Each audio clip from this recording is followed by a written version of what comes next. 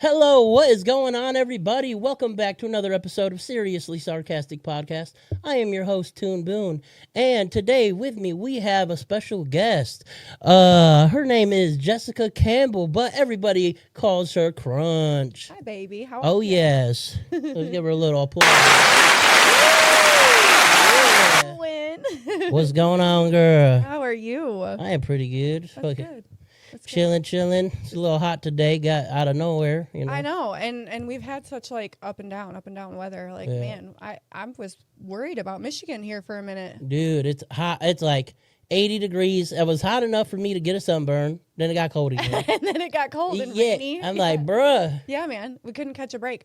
And honestly, I feel like it's late in the year. Like we usually are pretty warm by May. Yeah, Like, we're just like, it's just Yeah. turned June, And- you know, it's the and, second today. it's insane. Yeah. I feel like that's so late in the year for us. Right, like, bruh, What's going on? get this cold weather. Send that shit to Ohio. For real. We went Fuck to the them beach. motherfuckers. My wife and I took the kids to the beach, and like the water was fucking cold. Yeah. Like it was too cold to even swim. There were people swimming in it, but that ain't me. Oh, dude, that shit, I know. Kids crazy. No, they, Like, they they- was really in there. I was like, y'all are tripping. we got a little pool back there and the water's freezing. Kids don't give no fucks. No, Like, they don't fucking yeah, care. yeah, They're no. right in there. No, I remember just when I used to get in the water too early, it'd be cold, dude. As soon as you hit it, it hurts your balls. Like, it literally You little feels like, booty it's like you're getting kicked in the nuts. So you're like, yep, Oh, for real. getting back and going back to the beach. And like, I feel like so that's the difference between us. I feel like that's the difference between us and like other, really southern states where it's warm all the time. Like we You're have to right. wait for the Yeah, fucking your water water's to warm up. always nice. Motherfucker. Like, yeah, y'all are just ready to dive in, and we're just Yeah. like tippy toeing it. Is it warm Yeah. enough? Is it warm enough? yeah, by the time the water's warm, it's wintertime. For real, man. Like, for real. This- I feel like it takes forever to get Yeah. that fucking water warm. Yeah, it's a lot of fucking water. insane. Yeah, no. Yeah, I mean, shit, dude, it's nice down in the south though, but them motherfuckers don't get it. Like, No, they don't. no, they come up here. Like, my homie Freddie, he's from here, but he's a tattooer, and he moved out to Florida some years ago, probably like 9-10 years ago. He got married down there, got kids, all shit now. He's a bad motherfucker, and He's a bad mamma jamma. oh, he is. He's bad with it, and he comes up here sometimes to do the Flint show and Yeah. shit. And dude, him and his wife, they're just like, fuck this weather, because Dude. it's August and they're still like in the nighttime. They're like, I dude, know. it's freezing. I Like, know my best friend's from Pensacola, Florida. Shout out Dreamy. She's from Pensacola, Florida, and I want her to come here so bad just to experience like the Michigan weather, because if you've never been to Michigan, you just don't know. And like our falls are beautiful, you know that. Like our falls are gorgeous. Yeah. But like there ain't nothing like a Michigan summer, and No. I just want her to experience like the water temperature difference, like I was saying, like because it's so much different. Even in Yeah, Tennessee, yeah. it's just so much different compared to Michigan. And like I'm like, girl, I don't think Well, you're especially ready, girl. you ain't I don't getting think it. you're ready. You ain't getting in salty water either. No. That was the worst thing about being in Florida. Like, I loved it there, but like I used to work like 2 blocks from the beach when I worked in Miami. And I would just go out to the beach like every morning, go out there and swim and shit. But dude, you just Yeah. feel so dry, and it's like you get that salty And taste and shit all I the feel time. like also their rivers are so much different than ours too. Their rivers are a lot clean. I mean, like cleaner. Obviously, it's not salt water, but it's just so much different than a fucking Michigan river. Like, Yeah. it's so much. It's dirty water essentially, but Yeah. I don't know. I'm like, girl, I don't think you're ready to come here because Yeah. it's a whole nother breed. Yeah, It's our a whole shit's other natural. Like, we ain't sitting here fucking with this. That's how Right? Yeah. that's how God wanted it. Yeah, and then like I was telling her the other day because I fried some walleye. She's like, what the fuck is okay, walleye? Well, okay. they don't have that there. There's no walleye in Florida. No, They live they're near the they're ocean. What all is that? in the northern states, right where we are. What is right? that? Like a not saltwater fish? It's like in the perch family. It's I'm not a fish expert, so you know what a pike is? Yeah. Okay, so they're in the same kind of general family as a pike, Okay. perch type deal. They just don't. They're good fucking eating. They just don't swim out. But that they way. don't. They're not. They're not native That's to crazy. Florida. Oh, No, that's they're crazy only because here. Florida gets good seafood. Dude. She's Straight like, out we the got ocean. mullet and grouper, and I'm like, girl, Yeah. there ain't nothing like some I walleye, ain't never girl. heard of it. Even never heard of that. There but ain't nothing like some I walleye. ain't gonna lie. I only started eating seafood probably like 5 years ago, like 4 or 5 years Oh, ago. tune. Yeah, You never like- had walleye before? Nah. Oh my god. I've been very picky, like, and shit, and then, like, I started eating, like, shellfish like crab and lobster. Then I started eating shrimp. So that's And then I moved to like salmon, stuff so like that's that. how I feel about Florida. I feel like I've been robbed my whole life because I've never been to Mm-hmm. Florida, and we don't have an ocean near us. So I feel Mm. like the seafood that we have, I'm ready to taste some like real ass seafood. You know what I'm saying? Like Right. fresh seafood. I feel like when I get to Florida and I try, You never been? no. Oh, When I okay. get to Florida and I try their seafood, I think I'm gonna be like, what was I eating my whole life? Like red lobster Yeah. and shit. Yeah, no, for real. Like what was I eating that was not yeah, real? Yeah. You know, so I'm really excited. I'm excited. No, that's awesome. Yeah. Yeah, we're when planning. are you going? Well, we were planning. I wanted to go in August, but like, Mm-hmm. you know, Life happens. it'd be life and Yeah. life's expensive. It's gonna cost me about $3,000 to get down there. So Jesus. yeah. What, just for stay? How long? Well, you that's plan for on staying? stay, for drive. You know. Yeah, food, yeah. I Things mean, like that. driving that's probably the least expensive fucking. Right. It's mostly the stay. Yeah, and stay 'cause, cost. I want to take my animals, so you know there's Oh, a fucking yeah. fee. So with you that gotta shit. have a fan. Yeah, you got a So, nice place that's you gonna cost know, more. you know. So I mean, hey, it's worth it, man. but I'm gonna get down there. I'm gonna go see my girl. My Yeah. wife's from there. She's from Crawfordville. And you said where you're gonna go, Pensacola? Pensacola. Okay, Yeah, okay, my wife's from Crawfordville, a little Oh. town in Florida, a small little Okay. hickey town in Florida. Yeah, she seems like a Florida type. Oh my God, small town fucking Florida girl. Yeah. Small town Florida girl. Country is the day is Yeah, long. yeah, Country, she's- Southern Belle. Yeah, That's you my can see wife. it in her. Yes. That's awesome. Hell yeah. So yeah. No, she's lucky, man. I don't know why the hell she moved here. I mean, fuck. Me. Oh, I was well. me. Hey, I guess. So we met on TikTok. Uh-huh. She was a follower of mine. That's and how she then- gets down. Hey, everybody. If it don't work out, you could That's be right. next. You could be. No, I'm just kidding. Yeah, hey, I'm just joking. Okay, y'all shout gonna out to be. all- Yeah, you're gonna be together Shout out forever. to all the ones, the broken-hearted ones. I'm so sorry. I Yeah. love you. Yeah, y'all shot your shot, but y'all missed. Y'all you know what I'm saying? missed. See, so she met me. We met on TikTok, and she was a supporter of mine, and she slid in my DMs and was like, "Girl, how old are you? Like, for real? Like, how old are you?" And I told her. She's like, "There ain't no goddamn way." And I think she was always attracted to me, but Mhm. I think she was probably scared because there's a 10-year age gap between us. Oh yeah. So I think she was like, if this girl is, she's got a daughter. So I think she was like, if this girl's like my daughter's age, there ain't no way in hell. And I don't think she was expecting me to be as old as I am. Mhm. So it kind of took her back. So we started off as friends. We were best friends for about a year. And then she fell in love.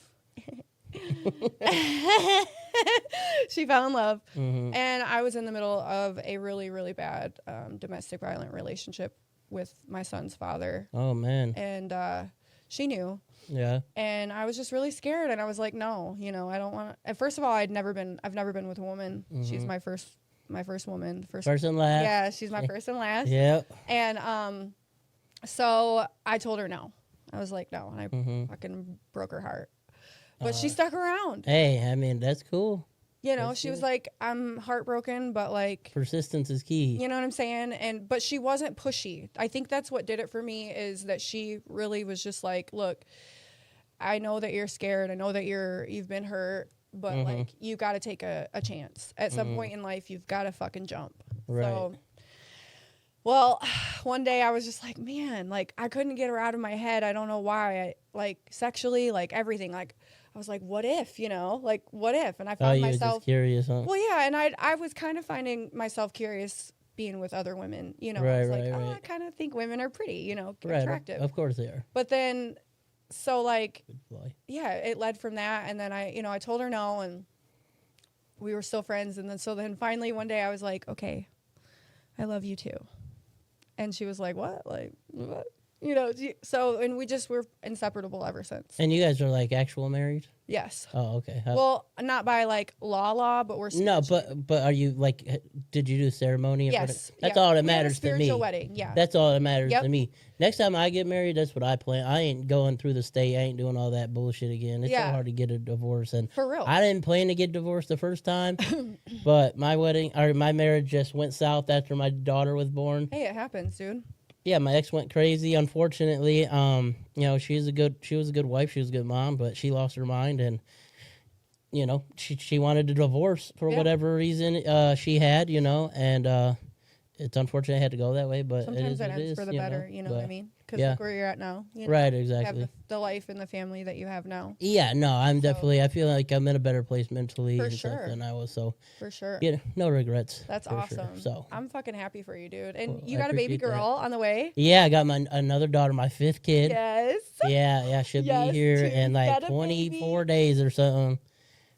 Yeah, Oh, on she's the coming. 26th. Yeah, she's coming. Oh, wow. Yeah, Why did I yeah. think you almost had like a month left? No, still? no. We wanted to get those photo shoot, but we just didn't have the money at the time. Like Oh, we you wanted should've you to told do the me. I photo would've- shoot. I know. I was supposed to. I'd just be bullshit. Bruh, you should have told me. I don't like to ask for shit for free. You know how like or like, hey, can I get this on a loan? That's just not my type. So it's I like, know, but can I get would've this done- later? I would have And happily done it. I would have because- loved to tattoo you for it. Obviously, we know. I mean, I'd be killing the shit, but you know, like you get tattooed by Travis. Yes, that's Travis is my. that's Travis my is brother. Everybody, Travis Crossley Yes. of Millennial Y'all Inc. go follow. I've talked to him please. before. Go follow Travis. I've talked about Crossley. him a few times. Hopefully, he'll be on the show soon. Yeah, we were talking about it on my session. He Yeah, really wants to get in here. I don't want to do your tattoos and then you just never go back to Travis. You know, Stop you'll see it. the difference. You'll be Travis like, is my "Damn." boy, dude. No, He's no, really Travis helped is me. my brother. I love him to death. But yeah, you was telling me he definitely did he made a big impact on your life. You want to talk about that a little bit? Yeah. So back when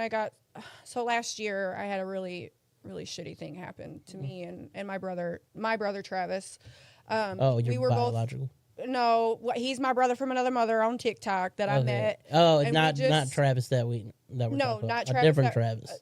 Different Travis. Ah, And we both experienced just a really shitty human who did something really shitty to us and really shitty to me. And, you know, I think in that period of time, I was so like, I had given up on, real people. Like, you know, I was like, there's nobody real anymore. You can't trust nobody. Yeah. And so when this person did what they did, I was so close to them and I trusted them and I loved them so deeply and I could not believe what was being done, you know. And I was so broken. I was such a broken do you want to get into that? human. So I became friends with a girl on TikTok. We became really close. Okay. She was in my wedding and I'm not going to say her name. Okay. But so when back at that time, Travis and her were roommates, my brother, right? So they were roommates and it wasn't going well. And I kept telling Travis, like, you're just going to have to just part ways and get out of there. Like, it's not good for you. It's not good for her. It's not working out. Right. So I had Travis come live with me.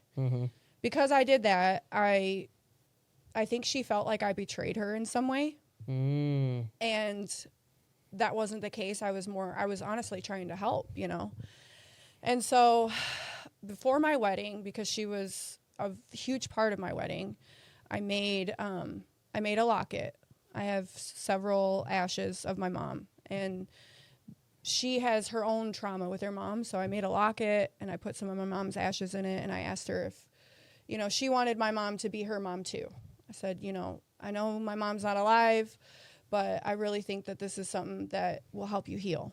And you know how like at like bridesmaids, like the bride gives their bridesmaids gifts, right? So that's what it was. It was a bridesmaid's gifts. And because I did that, she publicly went on the internet and threw it in the garbage for thousands of people to see. Oh man, that's insane. I'm not sure who you are, but fuck you. So, you know. So when I met Travis, her and I got matching tattoos. The dumbest thing. Don't ever get a matching tattoo with anybody, okay? I don't care how long y'all been friends. Don't do it. Oh, dude, I could tell you some stories. Oh, my God. And don't ever get your boyfriend's name. Or your girlfriend. Or your girlfriend. Don't get your wife. You can get your mama and your daddy and your kids. That's it. Right. Just don't do it. Take it from me. So if you ain't blood, that's don't right. spill blood That's for right. them. So you know? I was so broke. I don't even, there was days I didn't even think I was going to make it alive. You know, I really just wanted it to be, because I felt so betrayed and how could you take something so precious and do that? I mean, that meant a lot to you. I mean, God, dude, you're willing to like give literally a part of your mother away to your friend to help like fill a void that she didn't have. And then got shamed for it all over the internet. You know, why would you do that? I could never give my mom's ashes away. And it was like, you guys don't understand the sentiment behind it. I was trying to help someone that I loved deeply heal from a trauma. Right. You know, and I considered her family. And why wouldn't I do that? Right. Why wouldn't I? No, exactly. You know, so I had friends who had ashes of their mother when they died. It's actually their birthday today. My best friends growing up, their mom died some years ago, years back, and these are like my childhood friends, and she had passed from cancer, unfortunately. But today's her birthday, baby. so Happy birthday, Trisha. I love you. We miss you. That's right. Yeah, rest in peace. R.I.P., and babe. just know, I know that you've been looking down, watching your sons, and seeing how much they've grown and all the things that they've achieved, and I'm just proud to be a witness to that. So, amen. That's right. That's right. So continue. Yeah, My bad. No, it's okay. No, I love that. No, so when I met Travis, my brother Trav and I, we started doing like his filming and stuff back when they were gonna do the filming thing. I can't remember what it's called, but he needed filming. Anyway, Travis was doing that for him. And his sister, Travis's sister, Alicia, follows me on TikTok and said, hey, you know, I follow this girl. She's going through this, and this, and she really needs this covered up on her leg. So Travis and I, we linked up, and he was like, look, I need 1,000 followers on TikTok. And, you know, if you want to do some promoting for me, I'll help you with this tattoo. Right. And from there, I've gotten so many opportunities because of Travis, just working with the shop and all of them making me feel like I'm a part of something has really given me a purpose. Yeah. So just being able to go up there and clean, or, you know, I've taken your guys' banner photos. Yeah, you've done. I did Daggerface. Toon owns Daggerface Tattoos. You're in Mount Morris. Yep, Mount Morris. Yep, Mount Morris, Michigan. And so I did their banner photos as well as Travis's. Yeah, at Millennial Link. Yep. This is my second year doing it, and No, they came out great. No, honestly. I loved it. I was really nervous because, I mean, you're really great with posing and stuff, and I'm still in the middle of like learning new things. I feel like as a photographer though, we're always learning new things. I mean, as just humans in general. Yeah. You know, it's like, so even doing this right now, like, yeah. oh, dude, the first few episodes, I just was so awkward. You're talking, just like I know. I told my best friend, I was like, I'm nervous, but I know who he is. Like, I know Toon, but I'm like, I'm nervous. No, yeah, you're not just talking to me. Yeah, you're talking to everyone that possibly can see this. You know. Yeah, so I feel like overall, like me cleaning, like Travis gave me the opportunity to clean the shop. I clean the shop every other Sunday. You do a good job. I've been there like on Monday morning. It's so weird. I've come by and it's like, damn, it smells good. It smells good as hell in here. Yeah, and like I take really it's funny because I was telling my wife, I was like, it's not my shop, but for whatever reason, like I take such pride in it, and I think it's because I honor and respect the people, you know, in the shop. I respect Travis. I respect his hustle. I feel like for a tattoo artist, man, he's really got his hands, like, I'm always making fun of him and calling him an octopus because he's got his hands in everything. He's a really good businessman. He's got a really good business sense. He understands things that I can't even come close to comprehending. Man. And it's like, all my knowledge is literally into tattooing, and then his is just like all into all these other things. And it's like, fuck. And he's very knowledgeable on tattoos. Another thing, I think I like to learn, even though I'm not an artist. I like to go out there and ask him questions. And I like learning about the culture. I told you that last time. I've always had tattoos, but I didn't know anything about the culture behind it, and I think it's a fucking vibe, and I love it. Like, I love being intertwined in it all.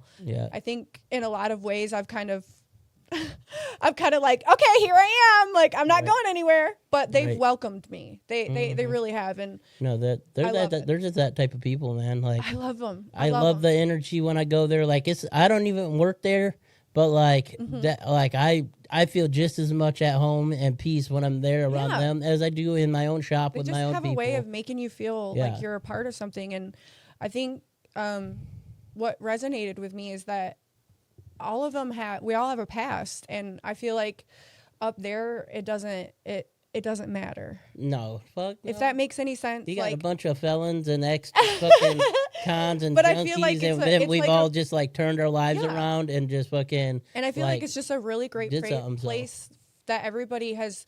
When I'm around them all, I feel like I just like I'm not judged. I'm included, and like, well, I feel like what better friends can you have than that? You know what I mean? No, 100%. I So agree. I love that. I love that. I love everything about it. So you told me you was in a domestic violence, like a really bad physical. 9 years. Yeah. 9 long years. 9 years, huh? How did that like begin? Like, and So the first 2 years, I was in the midst of my addiction. I was a stripper at Teasers. oh man, in Flint. I didn't even know that. Yeah. Oh, too late, guys. 9 years ago or so, you I could have. know, and many. So like, yeah. So actually, when we went out to Puzzlers, the bartender, her dad used to be my manager, and I ran into her. I was like, "Hey, girl," and I was surprised that she recognized me because, well, I was probably 98 pounds soaking wet by the time I quit doing what I was doing. Oh, okay. But he was a strip club DJ. Don't fall for a fucking strip club DJ, please. Oh God, no. He was a strip club DJ, and You have a bald head. yeah, you know who he is. Yeah. We've talked about this. Yeah. His name's Tim. Okay, I do know who he is. Yeah, I do. I didn't remember, but when you said who it is, like, Oh yeah, you know and who it was he at Teasers, you said? Yeah. Yeah. Oh, I do know who he is. is. Yeah, he was there for years. Yeah, yeah. I know who he is. And man, so I was in the midst of my addiction, and looking back on it now, I think he knew that. I think he preyed on it, and I think men like that seek women like me who are completely broken and they're naive and just don't know anything. I was fucking young. I was 22. Right. Yeah, you were dumb as shit. Dumb as shit. I'm 32 and I'm and still high dumb as as a shit. fucking So kite. You know what I'm saying? Right. So I just he was a predator. I mean, he 100%. you know, 100%. It's unfortunate. So the first 2 years was great. Like he loved on me, you know, all the things a fucking narcissist does. Yeah, exactly. And then like I will never forget the first night he hit me. Try not to touch the mic part because it bad. picks up static. Sorry. You could like move it around, but when you're actually talking, it will like Yeah. it'll pick all that I think up. it's habit. Yeah, My you're all bad. good. You're all good. So I think I remember the first night he hit me. No, I do.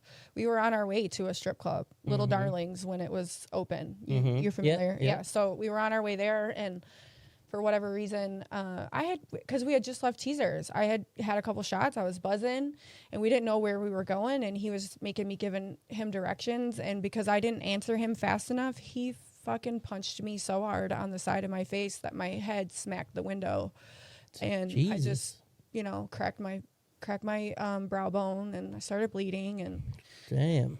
I got out of the car, and you know, I'm walking, and of course he left me there, and like it just things like that, and it just spiraled from there. I got pregnant, and you know, he would kick me in my stomach, he would choke me, and like just any like mental, physical, verbal, just all the things you can imagine I went through. Yeah, any abuse is he could think of is Anything. he executed. Sexual, anything. He did it all. Well, that's I'm very sorry to hear that. I mean, that's horrible. I can understand from an outside perspective, you know, like I obviously I'm not the physical type. I've had altercations with like my ex. Yeah. You know, like but they have to beat the shit out of me, They and gotta then really I'm gonna push it. gonna defend myself. Usually I'll just push them, but then they get hurt anyway. Yeah. And then I cry because I feel bad And for you're a big hurting my guy, girl. so it yeah, don't take so much, it don't take you a know? lot. Yeah. No, it really don't. So I And couldn't imagine just going off and just hitting my girl like. it was probably, I mean, my daughter, when I first got with him, my daughter was 3. It's not his kid then. No. Thank the not Lord his for kids. that. No, but she saw every fucking bit of it, and still suffers to this day from Oh, it. I can imagine. Lots of PTSD, depression. You know, she's been suicidal, and she's in counseling, and she's on medication, and you know, doing all the things to work through that. My son as well. Yeah. My son has a lot of behavioral issues because, you know, as his dad, and he's. Oh, you do have a kid with this man? Yes. Oh, fuck. Yes. So it's his dad, you know. So Poor boy. He's seen and heard all of it. Yeah. Oh, yeah. And I think that because of that, you know, your kids, whether you shelter them from it or not, they implement behaviors like Oh, that, yeah. you No, know? no, definitely. Especially when they're young. Mm-hmm. You know. Oh, yeah. No, I relate. I relate to that tremendously, actually. I mean, like, my dad had raised me and my sister, and he was a great dad. Like, Yeah. honestly, I would never trade him in, if I could. But, oh, dude, when he was younger and we were really young, he had extremely bad anger issues. And I can remember one fight, like, my dad's room was upstairs, and, like, you would leave the room, and it was, like, this hallway and that went into the stairs. So it was, like, you had to go like this, and it was immediately stairs. Okay. Oh, dude, and him and my mom were fucking literally fist fighting, like, he like slammed my mom's head into the fucking closet, like smashed the closet. Oh no. And then like fucking he like tossed her down the fucking stairs right there. Oh no. And she like ran outside, got in her car about to take off, and she like about ran my dad over and shit. Like, and I've seen them fight a bunch of times, but like that was one of the most like that's sad. craziest times. And I was probably like 4, 5, 6. And but you're just innocent and you don't know what to do. You're in this fight or flight mode where you want to help your parent, and it's like, what do? Yeah. And so many times, my daughter would slam the door and lock it, and he would kick it in. Eventually he kicked the door off the hinges. She didn't even have a door on her bedroom, because that was the only room in the house that had a lock. So that was where I went a lot, and I couldn't go there anymore. So there was a lot. It was a lot where, to the point where I had to make a decision to take my daughter out of my home and place her with her dad for a little while. And she went with me on the weekends. I still had full custody. So for the haters, I always had custody of my kids, but Excellent. I made a decision for my child. Because no, I mean, hey, if you had to give up custody even temporarily, I mean, that seems like it would have been the best option. But it's not like you couldn't have got her back. But you didn't have to do that. So no, I didn't. You got blessed. You did, for real. It sucked regardless. Having to, man, like your daughter's father. He's a good man, or he's a good dad. Yeah. He has a lot of things that I think that he has to work on as far as really. It's hard being a girl dad, especially for him, because he is a softie. Yeah. I don't know if it's because it's a girl thing. I don't know if he would have been that way if we would have had a son together, but no, we treat our daughters and our sons completely different. it is frustrating. Yeah. Because I'm more of the like I'm not super strict, but I think I know what it is to be a young girl. So I think because of what happened to me as a child, I'm like, I refuse, so I'm like, I want her to have the best example, as we all do as parents, but because of the circumstances that I put her through, I'm hard on her, right. I think, in the best way. You should be. I mean, you should be. Like, you have to try to instill life lessons in the child so that they don't have to experience all of them, Experience is a great teacher. It is. But like the best way to learn and this is how I learn a lot, is through others. Like, I have friends that have died from doing certain things, that went to prison for doing certain things. I'm like, look, girl, I've been around the block. Right, I think I know a thing or two. And kids are they're hard-headed. They think they need to learn some things. She knows but, it all, They know it all, and it's like, I'm aware that I was a kid, I was a girl, but I think I'm genuinely hard on her in ways that I wish my dad and her dad would have been. Like, my dad wasn't hard on me. I was a daddy's girl, and I think that I knew how to get over and push him over and wrap his little finger around mine, and everything was okay. But with my mom, my mom was the disciplinary, and I think that's where I get it from. I'm the more disciplinary parent, but it comes from a good place. Yeah, no, I mean, parenting, even the bad parts of it, Yeah. Like, my kids very seldomly, but it's always been out of love and out of a necessity. And I'm a firm believer that kids need a good ass whooping. Oh, fuck yeah, they do. They knew it back in the day. Even God knew it. That's why it's in the Bible, right? I was just telling my wife, I said, you know what?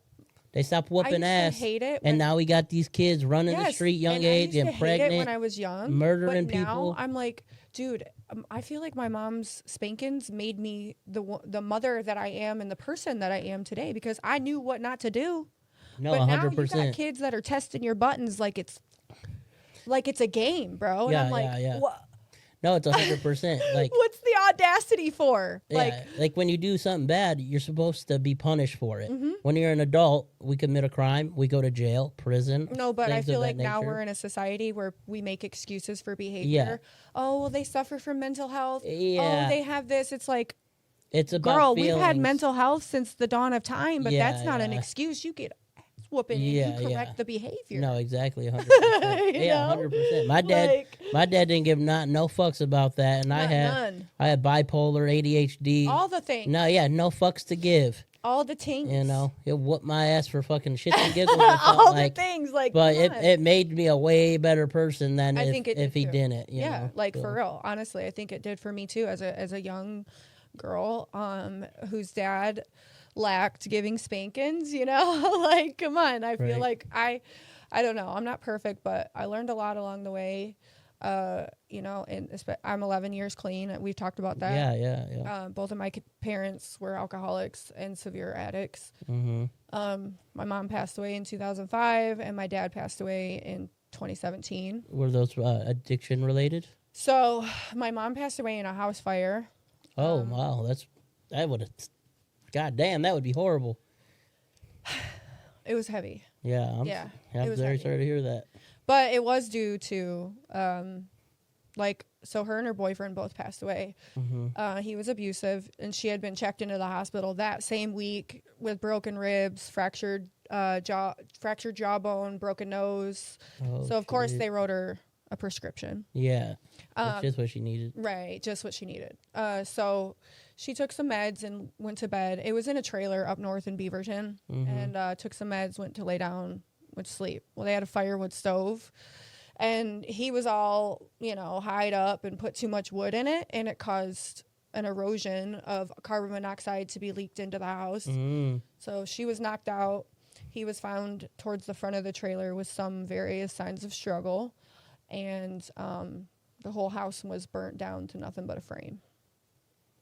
They had to do DNA to even identify him. Wow. So Wow. How old were you when that happened? 12. Wow. So you've been through a lot. Yeah. You've had a tough life, and I Yeah, mean, man. And then I was in foster care shortly after that. yeah.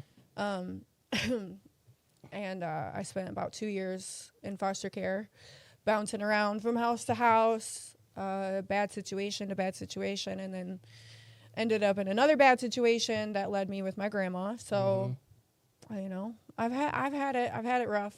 You know, I've had a hard life, but in the midst of that, I overcome every obstacle. Obviously, I'm here now, but yeah, I think when I left Teasers, I met Tim and I got clean, Mm-hmm. and I've been clean for 11 years. And then when I was, Oh, wait. We just gonna give it a gotcha, bitch. Oh, sorry, not gotcha, bitch. You heard it. We didn't mean to get you, bitch. But yes, these buttons touchy. gotcha. But we gotta applause that though. Let's give her a round of applause for the 11 years clean. That's one of a hell of fucking accomplishment, man. Dude, it's been such a long road, and so many times I wanted to give up. I drink occasionally. I'm a social drinker. I don't drink every day. Yeah, I drink very socially. Like when you saw me the other day, like I don't keep alcohol in the house. I had liquor like when I went through my divorce, and during like the election, I like took a drink, and like New Year's because everybody had plans. They did their shit. I didn't hang out with no one. I didn't even drink at all. Wow. Like so. That's Literally. So we didn't drink that liquor till we went to Detroit, and I took that liquor with us to Detroit, and we fucking finally drank it. So my wife has a bottle of moonshine, Tennessee moonshine. Oh She yeah, likes her some Tennessee strong moonshine. shit. But it's been there for well over a year. Like, we just, we drink socially. Yeah. We go out. We'll have a couple drinks here. Shit, the other night I ain't been drunk in a minute. Right. know? So, Same. every now and then I'll buy a case of beer but it'll stay in my fridge. Like, I'll have cans in my fridge for forever, Right. because I'm just social with it. Yeah, I don't but it even was keep never my alcohol DOC. here, Rick, ever really. It was never my like, I never had a real full-blown addiction to alcohol. I've always been a real lightweight when it comes to it. Thank baby Jesus, because both of my parents were fully functioning alcoholics. Yeah. No, I'm not not the alcoholic thing, but same with I have very low tolerance. For being a big guy, oh, dude, I'll get wasted off of just a couple beers just for a real couple, life. like, give me just like 2 shots and I'm like, hey! Yeah. I'm the guy version of that. Yes, man. And then like, and then I get sick and it's never a good time. I'm always the girl that fucking pukes. And it's like, dude, nobody wants to like, people knew not, when I was young, people knew not to give me drinks because I was going to throw up and I was going to cry. And I was that girl. Like, I love you. Like, that was me. So I think the Lord gave me a service and said, you know what? Your family is full of alcoholics and we just going to skip you out on this one and make you a drug addict instead. Right. We know you can handle this. But no, I can't do liquor. No. Can't do I can drink beer. Yeah, I can't do liquor. Travis and then they all got these little shots. He's like, oh, McGillicuddy's. I'm like, bro, I don't know what that is. I don't drink. They forced me. They're like, no, you gotta drink it. Like, no, I don't fucking want to. But like, then I end up drinking. And they're taking it one shot in those little bottles. And I clean the shot. I sipped on mine. Like, I had mine like for fucking 2 hours and shit, just sipping on it. I clean the shop. So when Travis and everybody left, I'm like, I'm not spending the next morning fucking cleaning this shop. So I'm like picking up bottles as I go, and everybody's like, sit down and have a drink. I'm like cleaning. Right. But everybody was having a good time. Like, oh yeah, I feel like that's what it's all about, If I didn't have my kids and shit, I would have stayed later. But nah, fuck. You look like you were having a grand Yeah. time. Oh, I do. That's the best time, man. Those are my favorite people. Like, I fucking love it. I just fucking love hanging out with everybody. I love playing poker too. So it's like I lost. So, I lost $60. Travis lost too. Yeah. Oh, he won the first game. Oh, did he? Okay. Yeah, he won the first game. Lost the second game fast as shit, which is no surprise. Travis gets bored real quick. Like, I feel like we play poker usually. Like, sometimes we play at his house till like 4 a.m. and Travis will be winning, and he'll just be like, yeah, I'm done with this. And then he'll just like start betting it like on everything and just losing all his money. So much going on up in his head. Yeah. Like his brain moves so fast. And like I've noticed that just because him tattooing me, like we'll sit down, we'll start doing a design, and then like boom, boom, boom. He does like, so I call him an octopus, like I said earlier, because he's like literally doing 8 different things, and I'm like, I'm so overstimulated by it. I'm like, how do you do that? But he does. He's like, I gotta do this and this, and I'm like, bruh. And I feel like my son, I can relate to that because my son is a lot like that, where they're very high functioning. I feel like Travis just functions on a really high level, so he's like got all these things. I don't know. It's hard for people to compartmentalize things like that. Yeah, no, I mean he does a good job, but I mean it's the unfortunate. It's like he forgets conversations like a motherfucker. Like he'll tell me the same thing multiple times, or I'll tell him something, and he'll be like, "You didn't tell me that." Yes, I did. Are you sure he's just not getting old? No, I mean he just. I mean, do you think age is a factor? Oh, I have no idea. Possibly. He does that a lot. He just forgets conversations like a motherfucker, but he's like. How old are you? 32. 32. Okay. Yeah, so he just turned like 37, 38. Yeah, 38. I think. Yeah, 38. Yeah, I'm 34. So I mean, hey, 38 might have affected his brain a little bit. Maybe he's getting the early signs of dementia. Oh yeah. I'm just kidding. Yeah, he's about to be fucking Travis Biden. No, I feel like Travis Biden. I'm dead.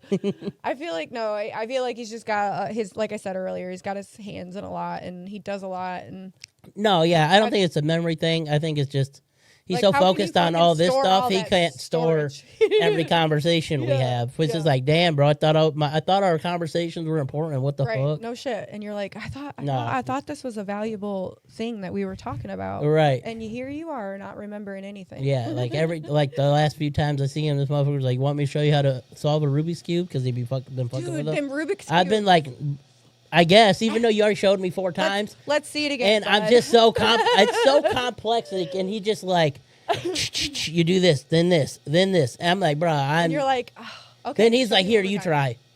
Yeah, here you go. Here you go. I can't do that. Yeah, I don't understand him, quite honestly, because I'm like, how do you move one piece? Like, obviously, when you solve one portion of it, you still have to move it. Yeah, exactly. So none of that makes any sense. No, and then he's like, see, this piece has got to get flipped around. It's got to go here. I'm like, hey, you know what? More power to you. 'Cause Right, if you can do it. I don't think he solved it like it's normally supposed to be solved, but he figured out his own way little of doing technique. it. I don't know, man. Because I don't some know. people just go like and solve it fast as fuck. Like He don't solve it like those super cup fast, but he can stackers. solve it fast. He Remember solves it. cup stacking? Oh yes, yeah, You're a cup 90s stack or baby, something. so I know you Yeah. remember cup stacking. Yeah. Yeah, that was the shit. That was the shit. They don't think they do that anymore. Fuck no. These motherfuckers Really? don't even barely bottle flip And anymore. robotics. You remember robotics club? Oh, like in school? In school? Yeah, I don't think they do that anymore either. No, Like, well, what the why fuck? would they? And wood shop. Like kids know more about iPads than their fucking parents and shit. Yo, let me know in the chat. Do they do wood shop and No. robotics anymore? Fuck no. Let me know. No, any skill, trade, they don't want you to know. They want you to be a fucking little servant, to work for to work for big companies and always get that mindset. That's why, like, after, like, 3rd or 4th grade, it goes from all colorful and shit in the classroom to just plain gray or plain beige. gray, like we're in prison. Yeah, exactly. And it's the same thing as in prison. So it like indoctrinates the children into being perfect little work sheep. slaves. Yeah. Sheep. Yeah, exactly. So it's like you don't get to think for yourself. You everybody's get to saying no in think the what I chat, tell really? you to think. That's crazy. Everybody's saying no, they don't do it anymore in the chat. That's No, wild. No, fuck no. That's crazy. Any skill trade, they don't want you. That's why I go to skill trade schools. Like the girls, like my sister went to skill center to do hair. Yeah, and they also had like Off home ec campus. and teach motherfuckers how to cook and shit. They don't do that anymore. Fuck no. Wow, that's insane. The only skill you fucking need, like, they don't even do cursive because No, they and want you to that's be sad. dumb. That's sad. Yeah, and then I taught my daughter cursive. and now they fucking like lowered the standards to a lot of things,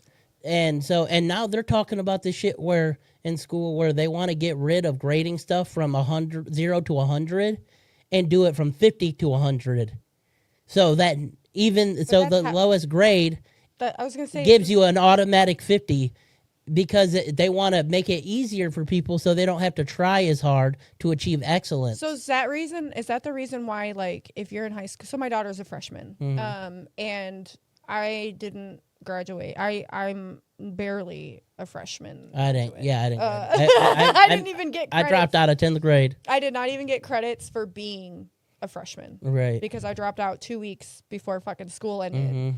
So anyway, backpedaling. I feel like with her grades, like her grades have been pretty low in some areas, and I'm like, how are you gonna pass? Well, like her teacher's like, no, that we just pass them, and at the end of the year, if they don't have credits to graduate, they don't graduate. So you mean to tell me that you're just gonna pass her from 9th grade to 10th grade to 11th grade if her grades are bad? Like, it's based on a point system for the end of the year. Yeah, the end of the fucking career, actually. That like, is insanity. So they're like, yeah, like, we're just going to pass you by because we don't really care about excellence. We don't really care if you understand the material. No, they don't care about any Just of like they that. don't offer special education anymore. I was in special ed math. Yeah. Because math is like a whole nother I mean, language. dude, regular class is special ed now. Like, they lowered the standard below that, I think. And you actually have to be tested. It's like every year. So now, like, every year she will have to qualify for special education. She has to she has to take a test and basically fail the test in order to be, given special education. And she's clearly failing math. Like, she's below average in math. Right. And has been since she started school. So I don't understand it. Like, the whole school system now to me is just like, it confuses me. So now I'm just like, homegirl, just graduate. If you graduate, my mama just cares about if you graduate. I don't care if you math. Like, I don't push her to. I mean, math is important, but it's like you don't have to be a mathematician to survive. I just want her to try and understand the material. Yeah. I don't. If she fails, she fails. I don't like, oh my God, you gotta graduate. But I make it important for her to know that like, no matter what, I'm proud of her, because math is really fucking hard, and I think I relate to that because I was always very defeated in math.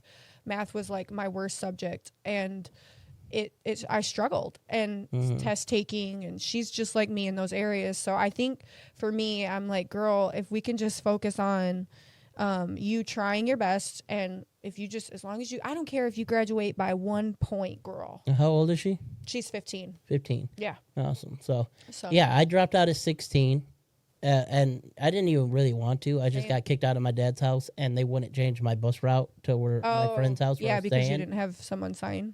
Yeah, so Yeah. they wouldn't change my bus route, so I couldn't go to. They wouldn't let me take the bus, so I just couldn't go. Mm-hmm. So they just dropped me out, and so I just didn't go to school anymore. My mom died, and I just couldn't. Ultimately, I think. I mean, I could be wrong, but like I said, I believe that school is just built to generate fucking work slaves. Indoctrinate children into. Well, I just feel like it's all a really set up. It's all a really like what's the word? We don't need no education. It's Right. all very What? what is the controlled? Yeah, is the exactly. word, It's you know? indoctrination. It's not a It's not about educate. It's not about actually teaching you things. It's just about them brainwashing you into thinking what they want you to think. Well, half of what we read in our books is not even really what happened in history, which is mind-boggling to me that Yeah. we have these teachers, we have these school systems that are like, okay, we give you these subjects to learn about, and you later on you find out like half of what you learned in fucking school ain't even really what happened. Yeah. No. It's like, wait a second, exactly. you mean Mrs. Baker fucking failed me on that test, and this is not Yeah, even what right. happened?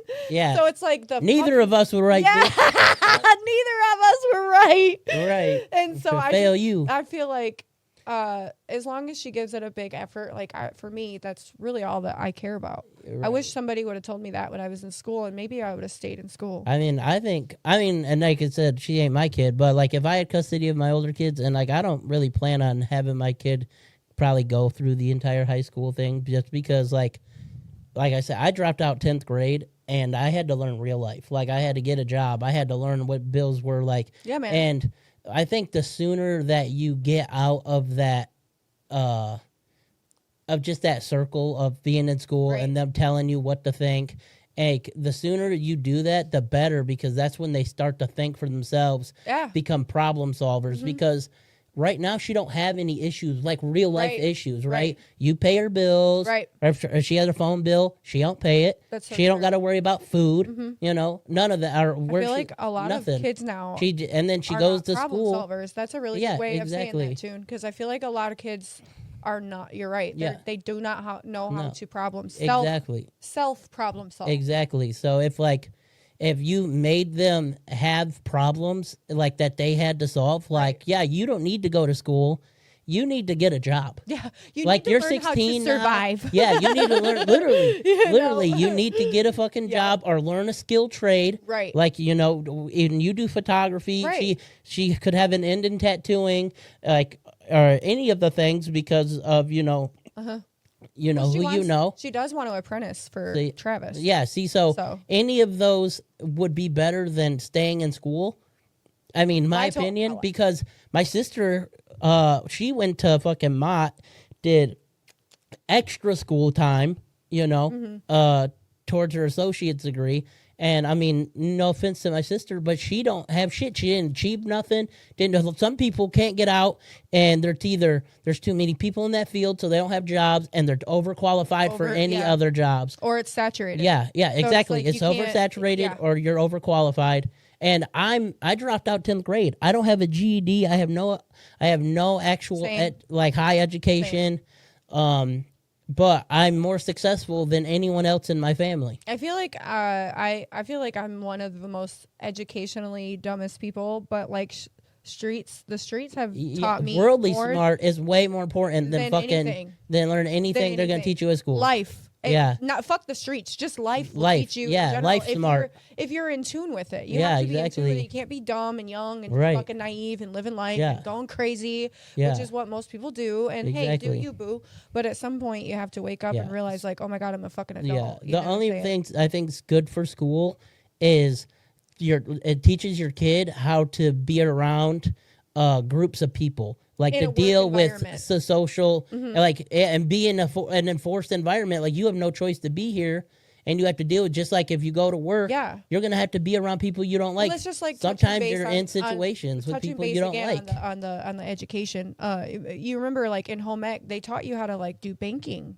Remember, like they taught you how to do banking, a few other things, and now I feel like kids rely so much on their parents for that. I see so many young kids who are graduating and like, hell, I don't even know how to pay bills. No. Like, you want to be fucking real. My wife pays the bills. I don't know how to pay a damn bill, electricity bill, the rent. I don't know how to do none of that. No. And that's just being 100. I Even mean, at 100. the fact you don't have to, shit, you better just count your blessings. I count my blessings. I do. I'm very grateful that my wife, provides the way that she does, and she allows me to do the things that I can do within my physical and mental capabilities of what I'm able to provide, and she allows me to live out my dreams here on the Tickety Talk and my small business. I do have a small business, so she supports everything that I do. I think it's just really, it comes down to like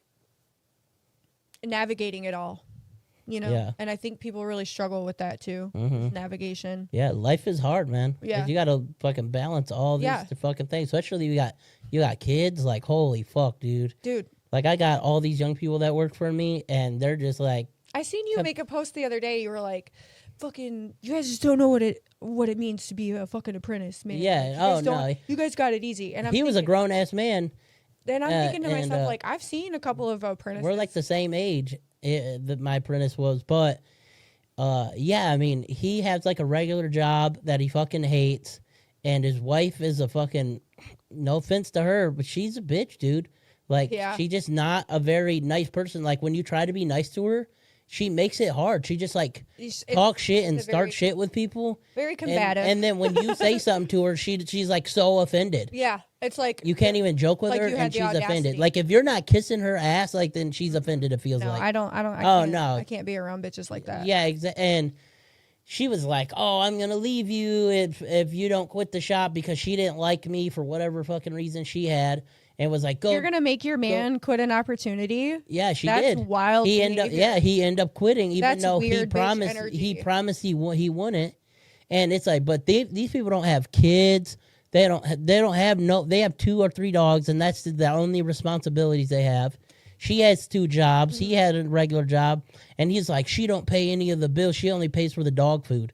Bitch got 2 jobs and you have a job, and she's complaining now that you work half the time so that you could do something you want. You know when what? you financially supported her through all of these things. My wife don't care if I just bring home toilet paper every day. She's grateful for what I bring home. Right. You know what I'm saying? No, exactly. Be a team player. Be a team player. Like, if you have to pick up some slack a little bit for right now, then you should do that. Yeah, like, instead of hinder your man's fucking his How life. Are you gonna, so I feel like as a tattoo or as somebody who's just been observing the shop and like the tattoo culture and everything, I've observed a lot about just the apprentices. Like, I've seen a couple of apprentices come out of out of the shop, and I'm like, you guys, I feel like they almost like want to be given this opportunity just because they have the name, like they're labeled themselves as a tattoo artist, right? But they don't really understand what it means to be. Travis allows that. That's why. Tattoo artist. That's what Travis is like. He's a really good tattooer and stuff, and me and him are not on the same boat when it comes to apprenticing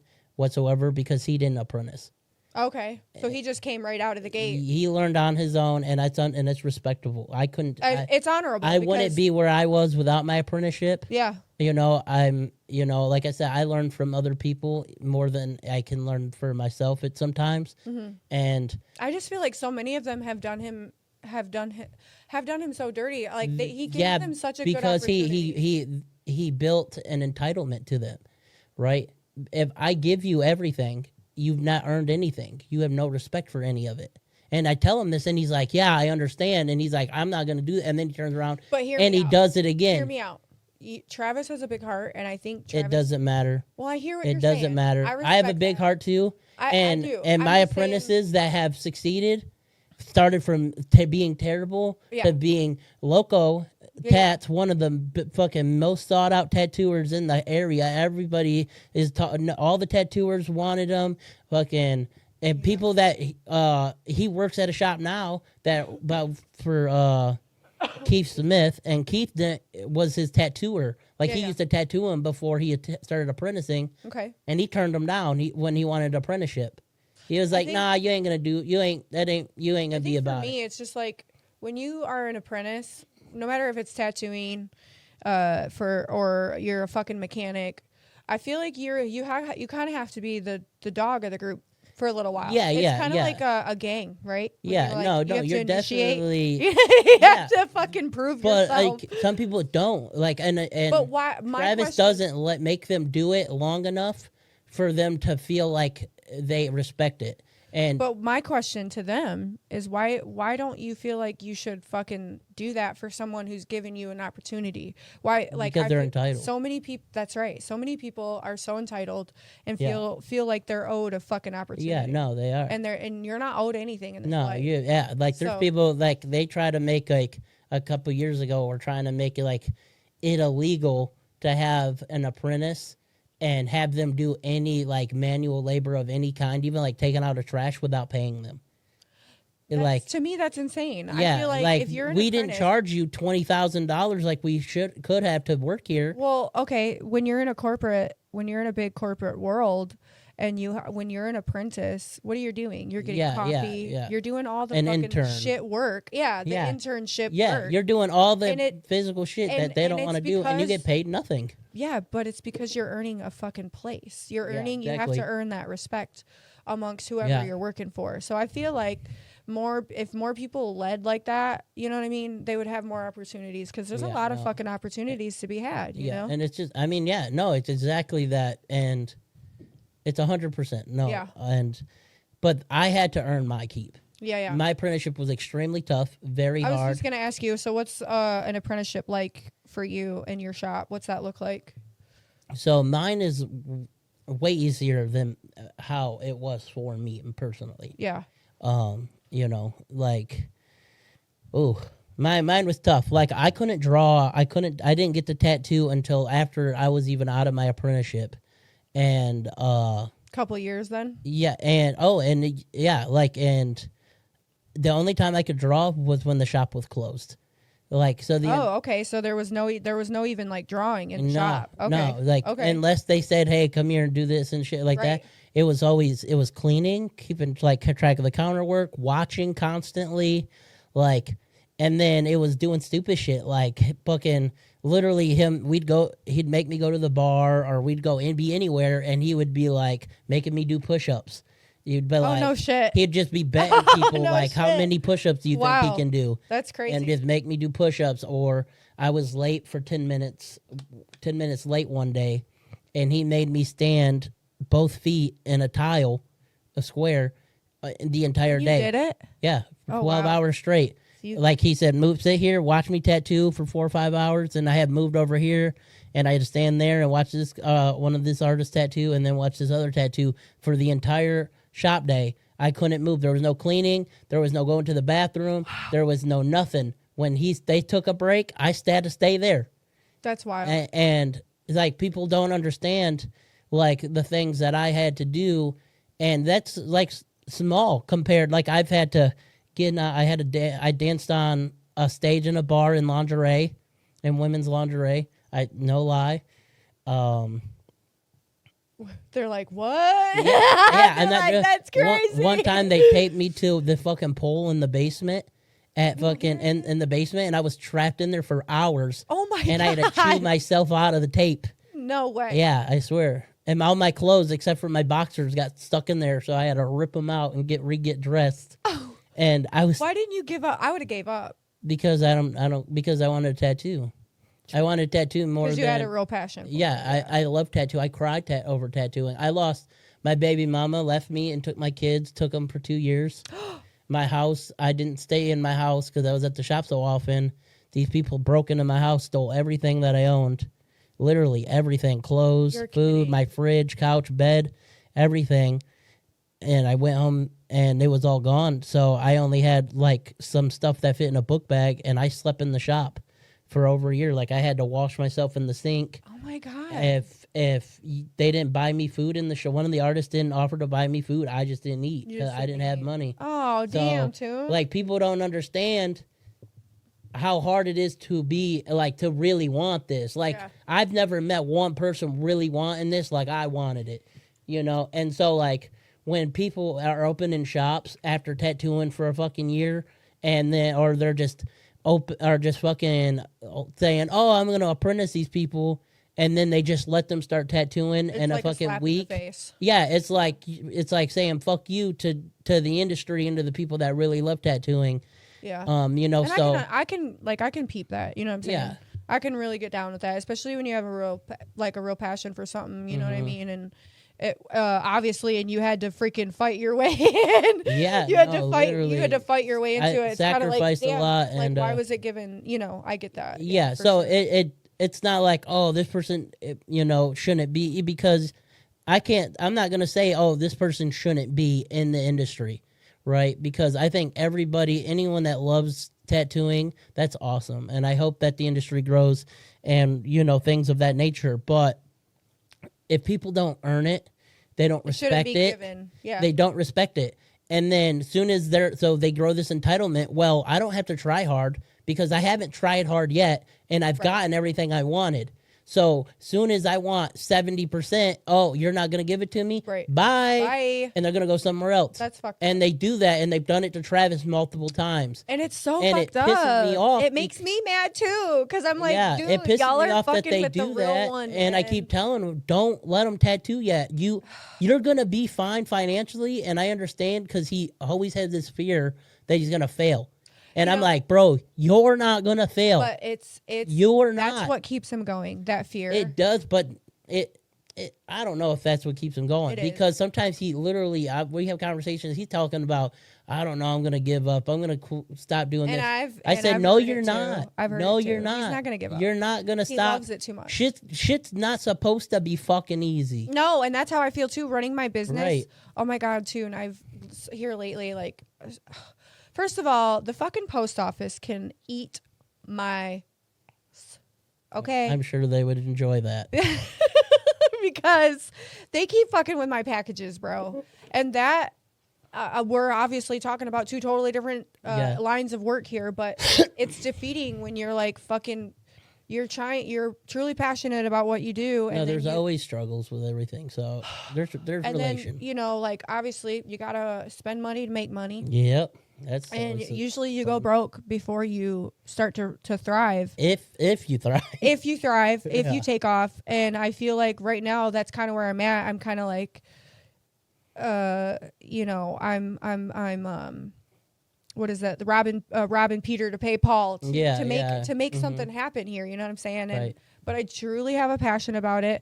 My tattoo butter is in Millennial Ink. Shout out to my business. If you guys want to check out my tattoo butter, that's where you can get it. Yeah, what's it called? It's called All Balmed Up. All balmed up. By Whipped by Double Crunch. That's the name of my. Whipped by Double Crunch. That's the name of my business. Oh, Shout out to- okay. shout All out to- balmed up by Whipped by Double. That's a Yes. lot of buys. It is. Bye. I know. I gotta It work turned on to it. NSYNC.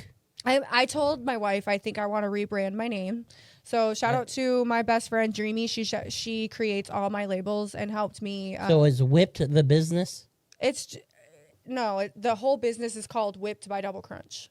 Mm-hmm. Like, it's so I'm trying to figure out a way to simplify that, because Well, you could It's just all- say Whipped is the name, and it is by you. Just like the podcast is Seriously Sarcastic, but it is by TOON'D, as that's this true. shows. That's true. Right? But I don't say by TOON'D. You It's just just say by TOON'D. Just Whipped. Yeah, just Whipped, because Whipp's a good-ass name. Yeah. You got a whip sound over there? Right.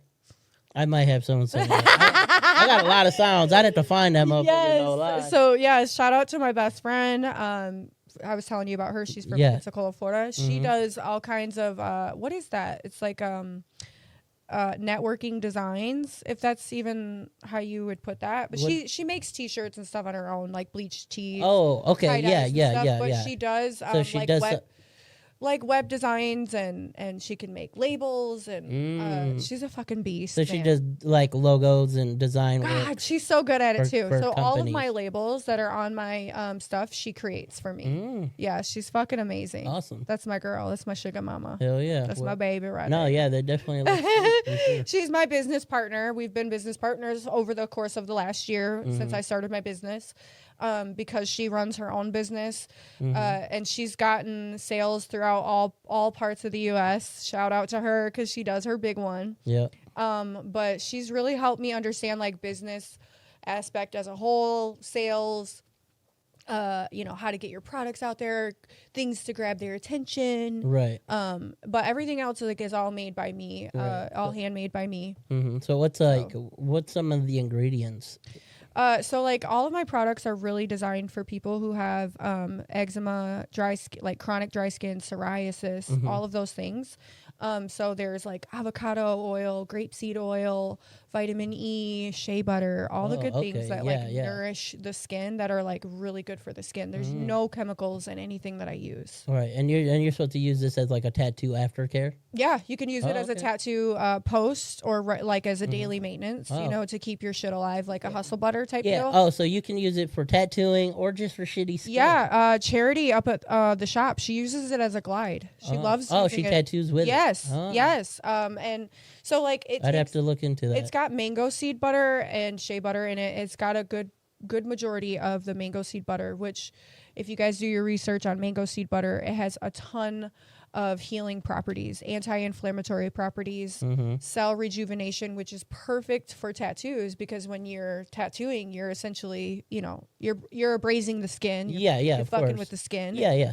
So You want to start the healing process. you want to start that as you're soon doing it. possible. Though the balm is very important. Yes, Don't so- want to use Vaseline or No.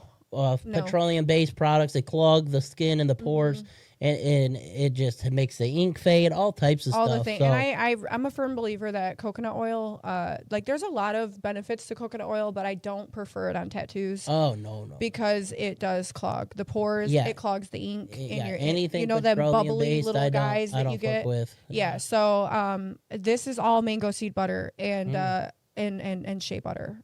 So it's perfect for that. The inflammation, like right after you get a tattoo, that sting that we fucking all hate. Yeah. You put some of this on, it's gonna help reduce that inflammation. The itchy stage, when your tattoo gets to the itchy stage and you're like the fucking worst. Yeah. Your leg's probably in yeah, that right now. not with that mango butter. Yeah. It honestly it doesn't itch. Oh, okay. And it speeds up that healing So process. it reduces the itch, reduces the redness, inflammation. Yes. Yeah, you can use it all around.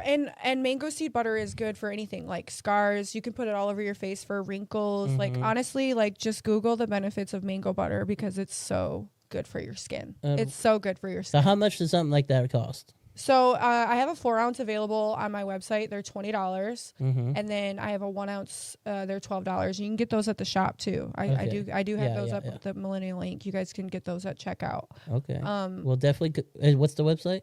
whippedbydoublecrunch.com. Whippedbydoublecrunch.com. That's a lot to say. It is. But it's a hey, mouthful, but it's one of a kind website right there. It's one Make of a sure you kind. go on there, get your ass all balmed up, and get that skin silky smooth. Get We that got them skin dry looking elbows good. out there. We got Honestly, the white yeah. folks. We don't lotion that much. You know what I'm saying? Like we don't look ashy, but look, you scratch yourself. Look at We be ashy. You be ashy, but go get some all balmed up, smooth out them arms and legs, ladies and gentlemen. Honestly, so I got my tattoo the 27th. So what? That's like 5 days ago. Yeah. And mine's already in the peeling stage. It's already Yeah. No, it healed. looks almost healed. Yeah, and that's from the tattoo butter that I've Awesome. just been using. So it'll take that tattoo, especially if a large one, it'll take that tattoo and really heal it up fast. Okay. I love it. So No, well, that's why I definitely. asked you. I was like, you should put some in your shop, bro. I mean, you gotta bring some up. 'Cause I can't fucking, I got you. I'll print off a little Cash App scanner just like I did Yeah, for yeah. Trav, and then you can just scan it. All you Yeah. got to do is give it to him. Right. I got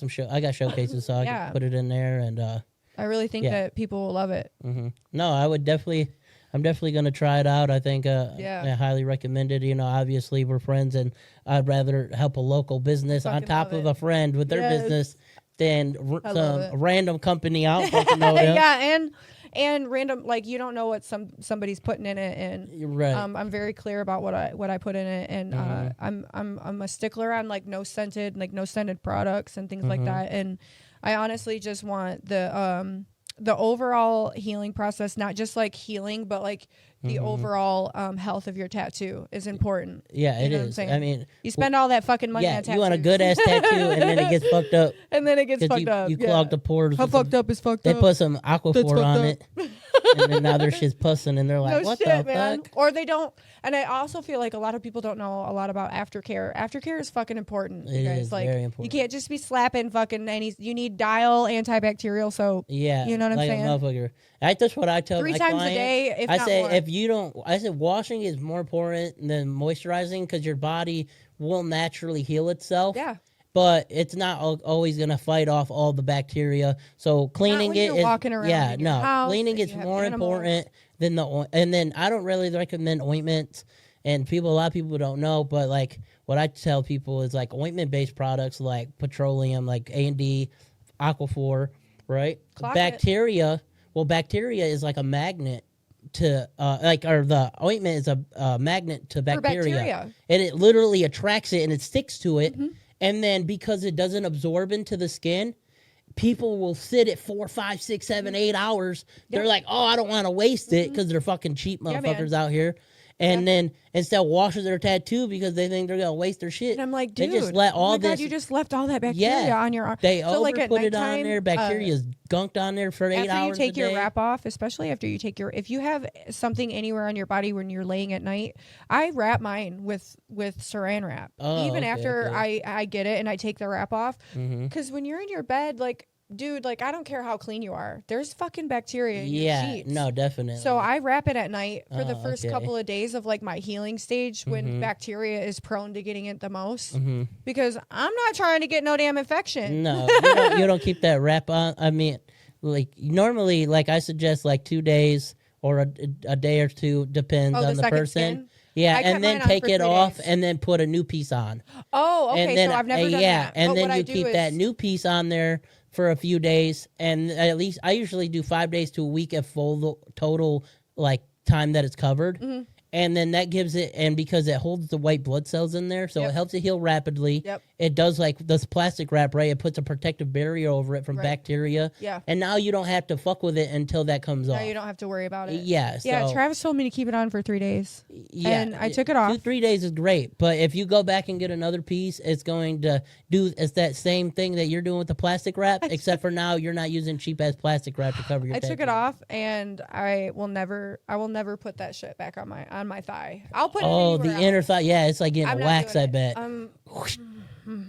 And it's thin, like the inner. It's Oh, thin yeah. skin right there. Oh, man. fuck, dude. So no, I told him no, thank you. we just finna wrap it with the old. At least you school ain't got a way. bunch of hair, like... No, I made sure to shave like really well, Oh. but like, dude, if I would have kept it on any longer, your hair grows, and I was like, fuck that. I'm just not gonna do it. I refuse. Yeah. And my skin's really sensitive, anyways.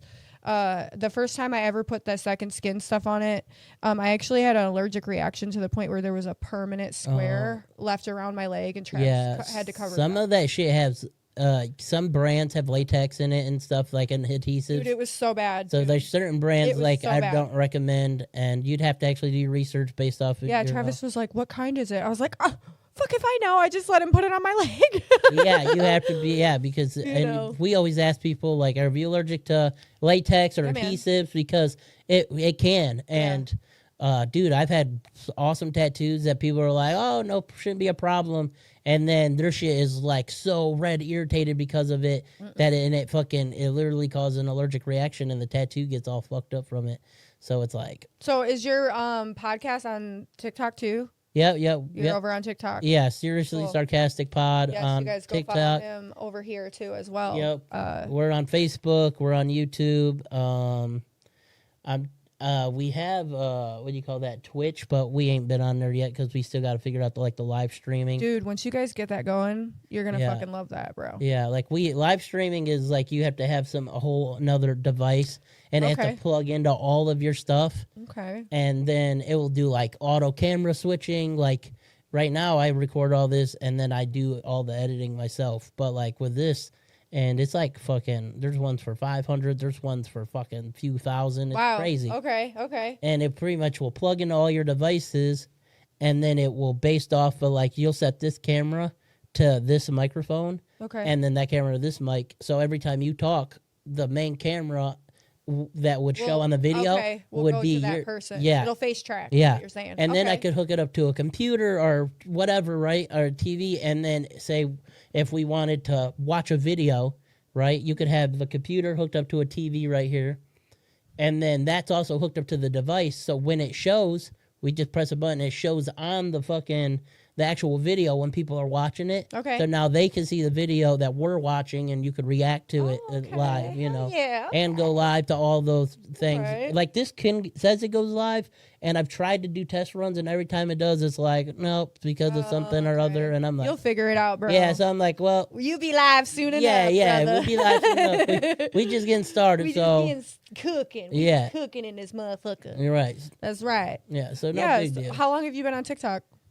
Like on the Mm-hmm. podcast, shit, since I've started it, so a couple months. Only a couple months. Yeah, I've been on yeah, TikTok for about 5 years. I've now. been on TikTok for my tattoo shop for years, Okay. but not the Not the pod. podcast. Okay, The podcast is brand new. Yeah, I started about 5 years ago. I started in the middle of my a relationship with my son's father. Mhm. I was so sheltered. I wasn't allowed to do anything, go anywhere. Wasn't allowed to drive. Mhm. What fuck? I wasn't even allowed to go to school. I was trying to go back to school, Mhm. and he took that from me too. And so I was alone. I was Mhm. so alone, and so I downloaded TikTok. Everybody was talking about TikTok, and I was like, Yeah. "Fuck it, I'll download it." Dude, when I first seen her TikTok years ago, my son, he's about to turn 8 this month. Mm-hmm. He was like a baby, 1-2 years old. Is this like the first time I started a TikTok, and I was like, dude, TikTok's for girls. I can't be making videos Like, and I shit. can't be on this Yeah. fucking girl app. Yeah, that's what I swear.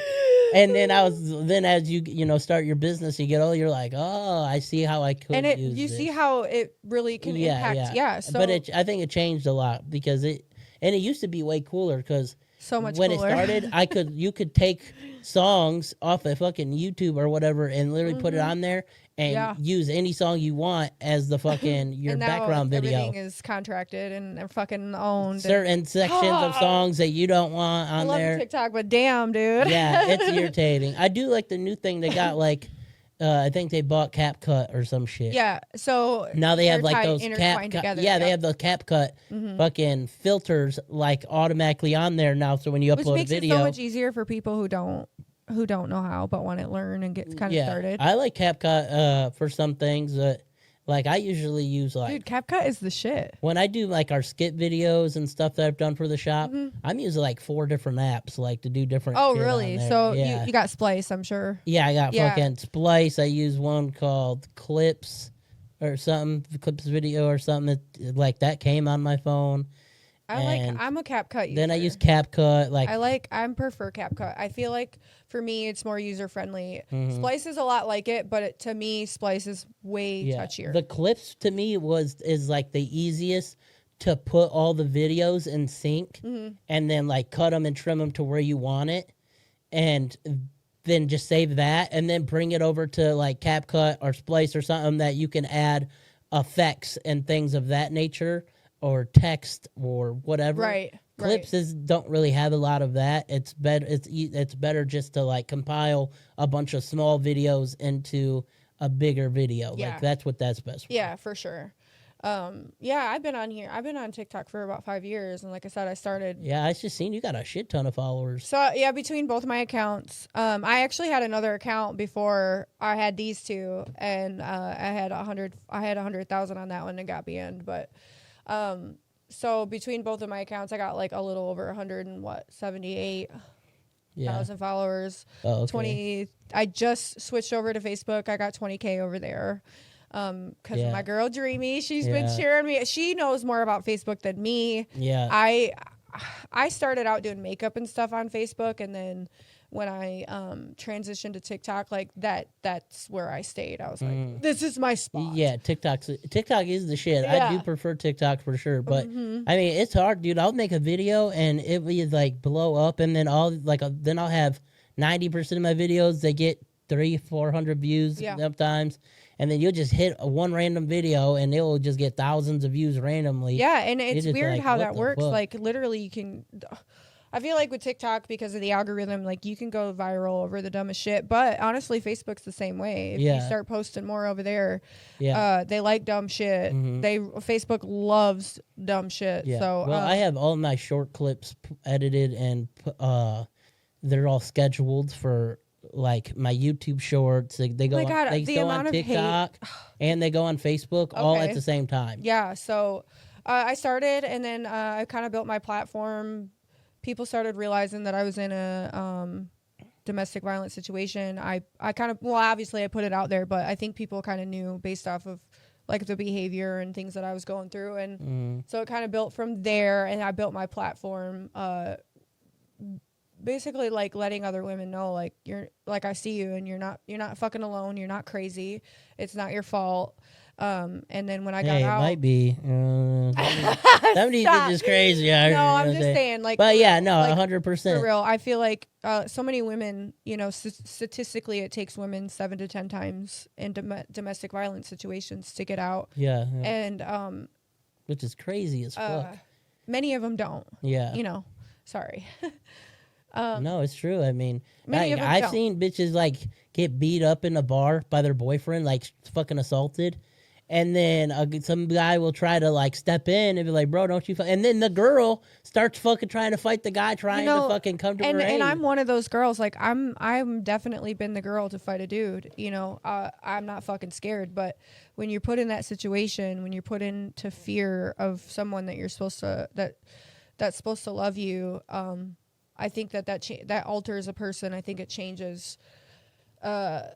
It changes things. It changes how you trust people. It changes how you love. It changes. You know what I'm saying? So, I took that, and I, you know, when I got with my wife and we moved in together, and I really started pushing for women to get the fuck out. Like, if you're in this situation, I don't care if you have to live in a fucking paper box. Right. Like, no matter what situation, because when we're in those situations as women, we make all these excuses, right? Like, oh, I don't want to leave the dogs. I won't have nothing most of the time. The fucking dogs that were gonna because we believe stop them from getting their ass whooped. It's crazy, right? Yeah. Okay, it's all we have. It's all we know. So it's like, and then you're told like you're not gonna be nothing. You're not gonna have nothing. So I made it my mission. Every day I would, you know, and I still do. I post a lot of inspirational things to empower women. Like, if you're in this situation, I don't care if you're involved with a narcissistic parent. It doesn't necessarily have to be a lover that you're in a domestic situation with. Right. If you're in this toxicity, like, you can get the fuck out. No, yeah, it could be your brother or sister or parent. Yeah, absolutely. And I think ultimately I wanted to tell women, men in general, like, just everyone, like, it doesn't matter the situation. You are able to walk away. If they're your family, if they're your friend, like, you are able to set boundaries, and you're the only one capable of setting those boundaries. Yeah, no. You know what I'm saying? Yeah, so exactly. That is kind of where I took my platform, and I've pushed and pushed and pushed for women to get out of these situations, because your kids are affected. Like, you think in the moment, like, oh, my kids will forget. No, they won't. No, they won't. No, fuck no. Kids don't forget. Like, those, like I told you, I have memory from when I was a fucking 4 or 5 years old. Like, you're going to remember certain things forever. Like, especially when it's traumatizing. Yeah. So I think I made it I wanted it to be very important to let these women know, let these men know, because men can be in domestic violence situations as well. Don't get it twisted. Yeah. You got to advocate for any victims. I wanted you know, any victim to know, like, dude, I don't care. Like, if you have to live in a shelter, so be it. Stop letting that hold you back from, because would you rather that, or would you rather continue what you're doing? Yeah. And it's not to like victim shame, but it's to like wake you up. Right. You know, like, I mean, dude, sometimes, sometimes it feels like the same thing, but, you know, honesty isn't always nice, you know. And No, I feel like honestly, I feel like the rawest honesty is the best honesty. The honesty that hurts is the most. Yeah, no, what you exactly. need to Like, hear. yeah, exactly. Like, if it hurts your feelings, You then needed to you hear probably needed to hear it for Facts. sure. You know, You needed to hear it. and I'm a fucking big believer in that too. yeah, I Like, agree. Sometimes No, you I just have to do had it. before my apprentice quit, I had mentioned him on the podcast about when we were in Lansing, and they drink like every day, like Tito's. Oh like, damn, like liquor. Yeah, like, bro, you must be depressed as fuck. Like, you don't act like you love your life if you have to drink every day to Right. fucking get through it, you know? Yeah. But anyway, so yeah, I mentioned it, and like, because his wife was like, he's drunk, he don't need to go be out anymore, we need to go back to the room or what, the Airbnb. And I'm like, you guys drink every fucking day. Now it's an issue because Right. he's hanging out with us. Right. Shit's crazy. And so I mentioned it, and then he wants to get all mad and shit. You called us a drunk on your podcast. You are drunk. I called a spade a spade. Yeah, I was like, I said what I said because out of love, out of respect, because I'm not gonna lie to you. Yeah. Right. Two, if it hurts your feelings, then that means it's probably true. Yeah. Right. And so the only thing you could do if it's true is accept it or change it. Right. You know, and like, that's what I was telling you about. Both of my parents were functioning alcoholics, and I feel like a lot of people lean on alcohol to get them through because they can't process, face, whatever, compartmentalize what their trauma. I feel like a lot of people, most adults, don't really break through their trauma, if at all. Right. So I feel like that's where addiction, especially alcohol, comes into play because it's that dopamine that you're missing. You know what I'm saying? Because of the trauma. I have so many people in my life that are alcoholics that I fucking love and cherish. Yeah, and no, 100%. my rider fucking dies, and I will not name them, but it's just Put them on blast. no, I will not name them. I absolutely, but I think for me, because my parents were alcoholics, I have a lot of compassion for alcoholics. I know that might sound like enabling, but for me, I think it's understanding more than I mean, because enabling, you're not like I'm not making excuses for it. No, but I think you're that just there's like a lot coming from a place of understanding. Yeah, because I was an addict and I know how an addict thinks. Right. So Exactly. I think that when alcohol, especially when it comes to alcohol, it provides that dopamine that people lack. Yeah. That's why they lean on it. Yeah. So they're fucking depressed and they're not fucking and happy. my parents and shit, like, struggled to be just happy. Like my mom, she just struggled to be happy, like in her own skin, like just to exist and be, she was never happy, no matter where we were. Yeah. Unless she had a couple beers and then, she was like, she was able to like let down her guard, her ambition, her shame, her regret.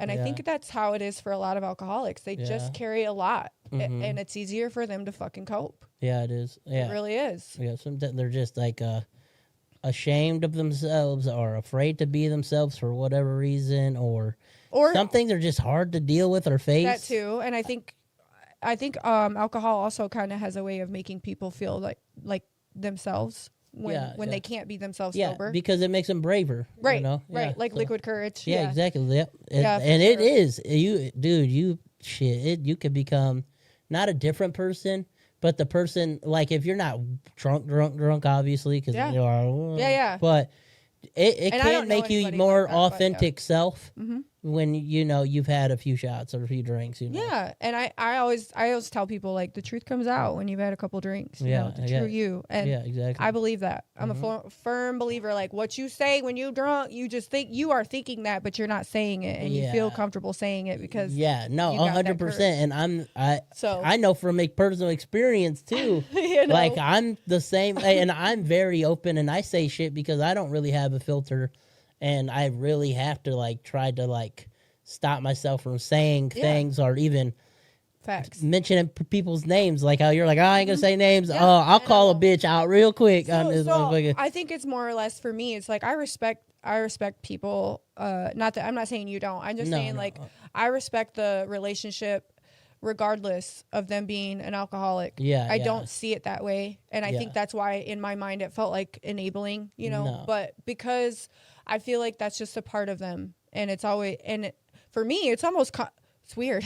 It's almost comforting because my parents, I grew up with alcoholics. Mhm. So it's like, to me, it's like, this is normal. Right. It's a normal thing. Yeah. Even though I don't experience that, but I also just have a lot of empathy for alcoholism. Mm-hmm. I think it's a really fucking tough Dude, thing. I think it's. I thought addiction like was hard, but I really feel like alcohol is really that fucking is an hard. addiction too. It is, and that's what I'm saying. I feel It like is. it's really it's one of the harder addictions in my opinion. Oh no, but I think like other than like maybe heroin and shit and crack, Yeah. like there's not much that's fucking beats alcoholism. Like that. Yeah. That literally people have died trying to get clean from alcohol. So My mom was admitted to the hospital for trying to stop drinking, because she went into shock. yeah, Her body went into shock from not having yeah, that exactly. source, and I really feel like it's that alone that, like you said, that keeps H users and things like that. That's why they keep going, because they get sick. Yeah. And it's like, would you rather fucking be sick or, you know? Yeah, So exactly. it's so hard. It's so hard. 'Cause Yeah, no, 100%. So it's, yeah. So like I said, I could understand completely. I mean, especially drinking, because it's not like heroin where you just do it once and you're fucked. Right. Drinking, it's like a slow. It's a slow burn. Yeah, you just drink your little, and you know, I'm not addicted yet. But if I did it every day, eventually I wouldn't become dependent on it. You know? Exactly. Yeah, so I think I just have a lot of compassion for people like that in those situations, you know? Mm-hmm. Yeah. No, hey, that's understandable. For sure. Yeah. Yeah, I agree 100 fucking percent, you know? I mean, my dad didn't really drink at all. Like, no, didn't drink, didn't smoke or nothing. He didn't, I'd never even seen this motherfucker smoke weed at all until like 2 years before he died. Like, literally, like after he was like 60, like. How'd he pass? He got COVID. Well, he got damn. he died from the vaccine, actually, because. No way. And I'm not going to say it was like, oh, the vaccine killed people, because I do believe it has things wrong with it that could cause medical conditions. Like, people have died from, what is it called? I think it's myocarditis or something, where the heart thing, the heart failure. They like swell up and stuff, and it makes it like where the blood can't flow and shit. I know what you're talking about. Yep. So even little kids have got the shot, went through that, but that's not what happened with him. He actually he put too much faith in the news and the government telling him to take, saying that he had to take it. The shot. He loved his family so much that he was so scared he was gonna get it and give somebody it, and he wanted to make sure it's ironic because he literally took it so that he wouldn't get it and could live. Yeah. So he could be here for a long time, but it ends up with killing him. Yeah. Because the doctor, his doctor gave him his personal doctor, and he knew he had almost no white blood cell count. Like, it was tremendously low at this time. Tremendously low. He was not healthy enough to take this fucking shot. Yeah. And he ended up getting both. He got twice. He got one, and then 2 weeks later. So sad. And then it was like a week after he took the first, he was sick already, and then he went and got the other one. And it was about a week or so after he got the second shot, he was literally turning gray. Fucking just did not look normal. The life was. Yeah, and he just did not feel right, and he was just couldn't leave bed. And my dad's a workhorse, a workaholic, and he couldn't even get out of bed other than to pee. And I just remember, the last time I saw him, he was crying to me, saying, he was just I really wish I would have listened to you and not got this vaccine. Oh. He's like, I've never been so sick in my life. And I begged him not to take it. Begged him because, I don't watch mainstream media. I watch independent journalists. I watch, I try to stay informed from people that are that are actually not trying to tell you whatever they're paid to tell you, Right. but tell you the truth. And I just didn't have faith in this vaccine at all. I never got it either. No, Yeah. I never got it. Yeah. And I traveled all over the country during COVID tattooing. Oh, no shit. Yeah. Okay. Big ass fucking like Sturgis, million people there. Fucking never got sick. I never got COVID ever. And The impact that had on people Yeah. was just fucking unreal. yeah, And it was insane. it's hard not to think that there was an agenda behind that, you know? No, I 100% believe there was, and my dad, like I said, he just had too much faith in stuff in it, and That's so sad. I'm so sorry. unfortunately, he got COVID from the vaccine, and his body had no white blood cell count, and he was so sick they ended up trying to give him an antibiotic to fight it, and the antibiotic was so strong it killed off the rest of his white blood cell count instead of helping him. That's And bad. then so he got admitted to the hospital probably like a day or so after I had talked to him, and I was gone. This is why I was having a custody battle with my baby mama for Colson, my son upstairs, Okay. and we had to drive to like Gaylord to do the meeting or like to pick him up, Yeah. and because they were living up in the UP area, so we had to drive up there. And when we were just getting there, my sister called me and said that they were having to go to the hospital, and the ambulance had picked him up.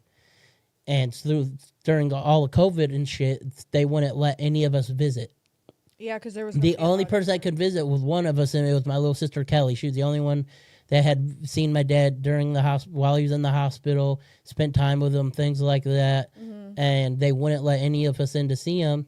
And they were like, "Oh, it looks like he's getting better." So sad. And then next thing you know, he had a seizure, and it formed.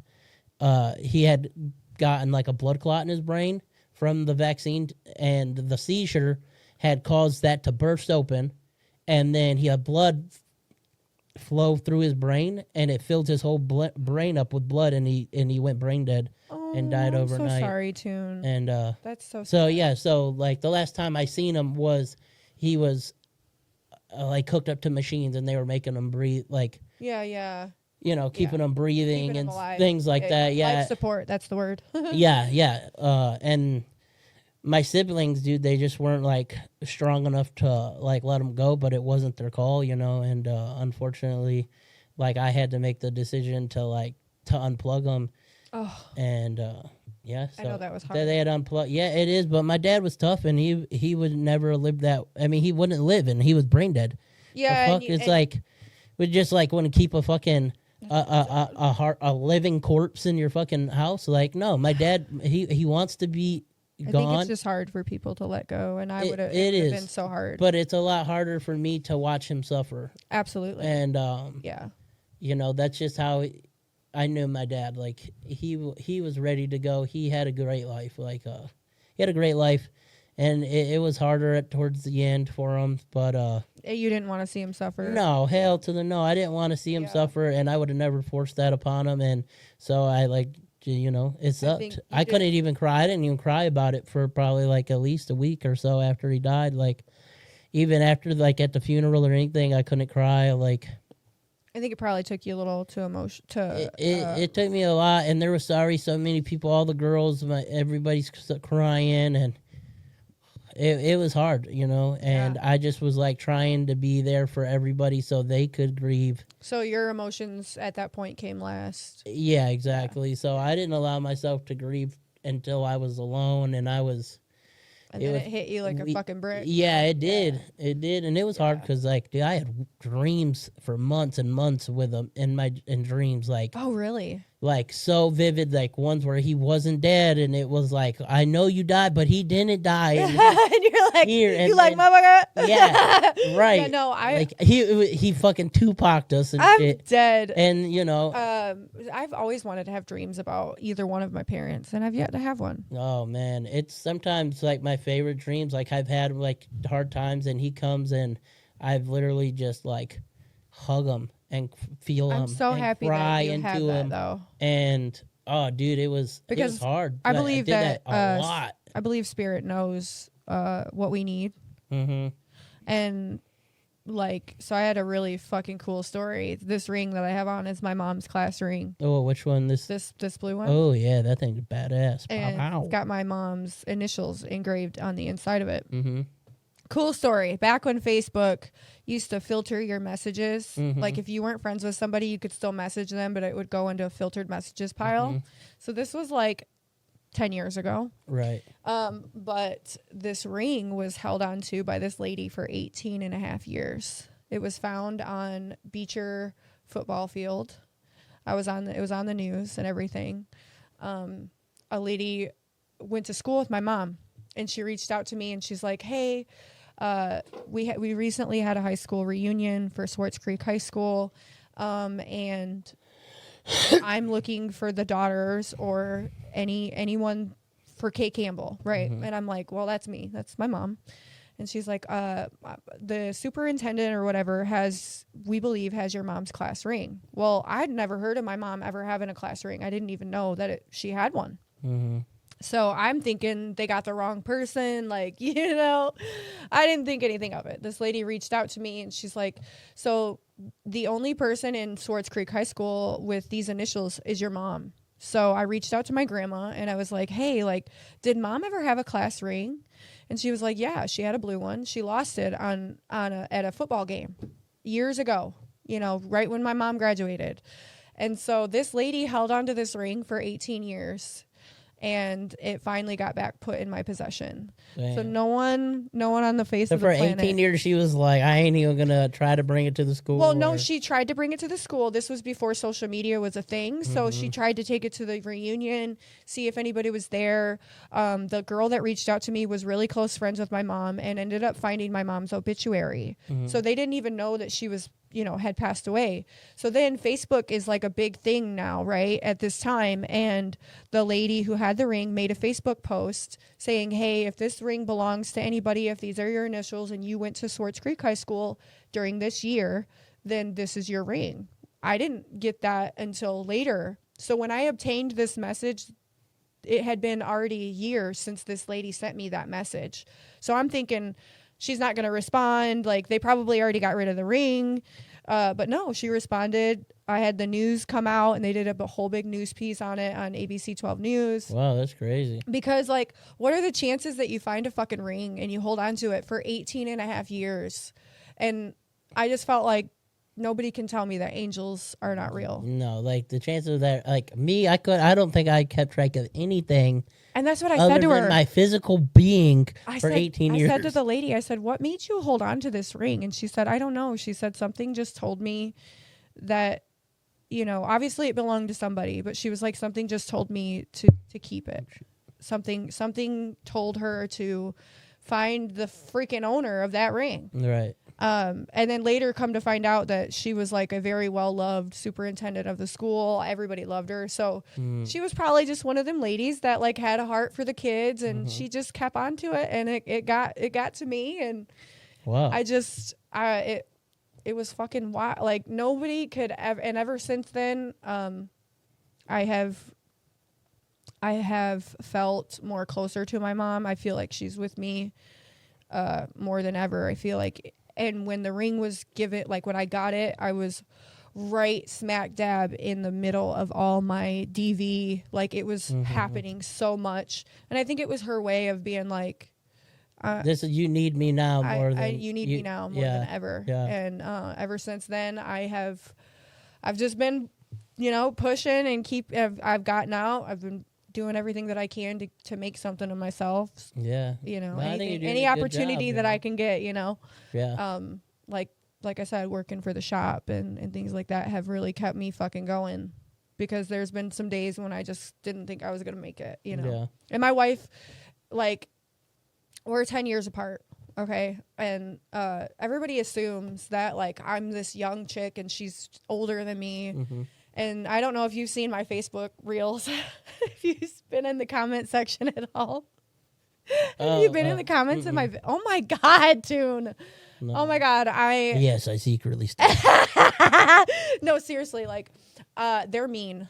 They fat shame me. Fat shame you. They pull me Who apart. Does? Men? Everybody, That's women, insane. men. I don't know. It don't I matter. don't believe that. Um, I've seen some big obese bitches and My- motherfuckers my be on there teeth- like, damn girl, you fine as hell. they pick apart my teeth. I got. They call me a meth head. I mean, you name it, they call it. But they your say teeth it. aren't fucked up. They're It's naturally so weird. They're like a little naturally crooked. They're naturally. But you got way better teeth than me. Shit. Well, I'm like, what kind of meth head do you know that has teeth like mine? They're not perfect. Right. I'll give you No, that. But they're- what? Yeah. So the 10-year Perfect smiles to me look fake nowadays. for like, real, dude. I there's can't so many stand it. fake smiles. Like, And the veneers, I yeah, can't do it. you got so robot teeth. no, I can't do it. I love me a good Yeah, authentic your teeth are smile. very natural. Thank you. Yeah, And yeah, so that's crazy. yeah, man. So like, and then like the hate. Okay, so I get so much hate for being in an age gap relationship, but like when people meet my wife, Okay. they oh my god, I'm a gold digger. Don't you know? I'm a gold digger, and I'm only out to get her Social Security benefits when she, it's you name it, they say it. Social Security, damn, they think your fucking wife's like an 80-year-old woman. Yeah, man. Yeah, they're so mean about it, and yeah, I'm like, you the guys. internet's fucked up, man. And then like when you address them in the comments, it's like I feel like Facebook is where dumb people like literally live. yeah, They do. live there. Yeah, that's it. That's the There's only no form education. of information they have. There's no education. No, fuck There, that. there's no. They can't read context. It's a pretty shitty place, but they Yeah. tear me and my wife to shreds. Yeah, they have no idea of like a real world, real people, like real bodies, real life experiences. And what's crazy is if they only knew that my baby daddy is 52 fucking years old. yeah, He a old man. You He want to a talk about being yeah, old? He a old yeah, man. that nigga, he 20 He years older than me. He old. He old though. And but people don't. I guess people don't see it like that because I we're mean, not dude, together. and people always are. It's like there's 22-year-old girls that get married to 70, 80-year-old My men best friend is a all the 22-year time. age gap. Yeah, She's who 22-year age gap. Her husband Yeah. is in his 50s, and she's in her mid 30s, Right. and they have been together for 15 fucking years. Right. And it's like they're flagging me, of course. Okay, guys, they're flagging me. I gotta go. For what? I don't know. I didn't see it. Fuck you, I TikTok. hate TikTok. They always flag me. Yeah. But no, like I feel like they're in a 15-year age gap, Mm-hmm. and people are racist. He's black, she's white. She's her babies are mixed. And they're beautiful, and like people just tear her apart too. Like they tear That's her crazy. apart because she's with A black man? with a black man, and they've been together for 15 years. They're the cutest fucking couple. If she was with a white man that old, they'd say They they would talk say the shit same about thing. that. They If- would say the same if thing, and I she was try- a black girl with a white man, or And I vice try to versa, tell it her, would be. like- It would. They all have something to say about She's something. got more thicker skin when it comes to Facebook than me, because I feel like TikTok and Facebook, the haters are way different. Yeah. Facebook, they like literally bully you, and TikTok, they like think they know about your life, so they're like, "Oh, you live in the tattoo shop, don't you?" And I'm like, "No, like where'd you even come up with that?" Like, and then you got Yeah. Facebook. Oh, they talk shit about me on TikTok all day on this about this podcast. Oh my god, they think I live upstairs in Travis's tattoo shop. There ain't no upstairs there. Guys. It's one floor. There ain't They even a literally basement. think that I and that's how I get all my tattoos. by the Nope. way. Nope. I get all my tattoos because I live in the shop. Yeah. No, Um, she pays for her tattoos.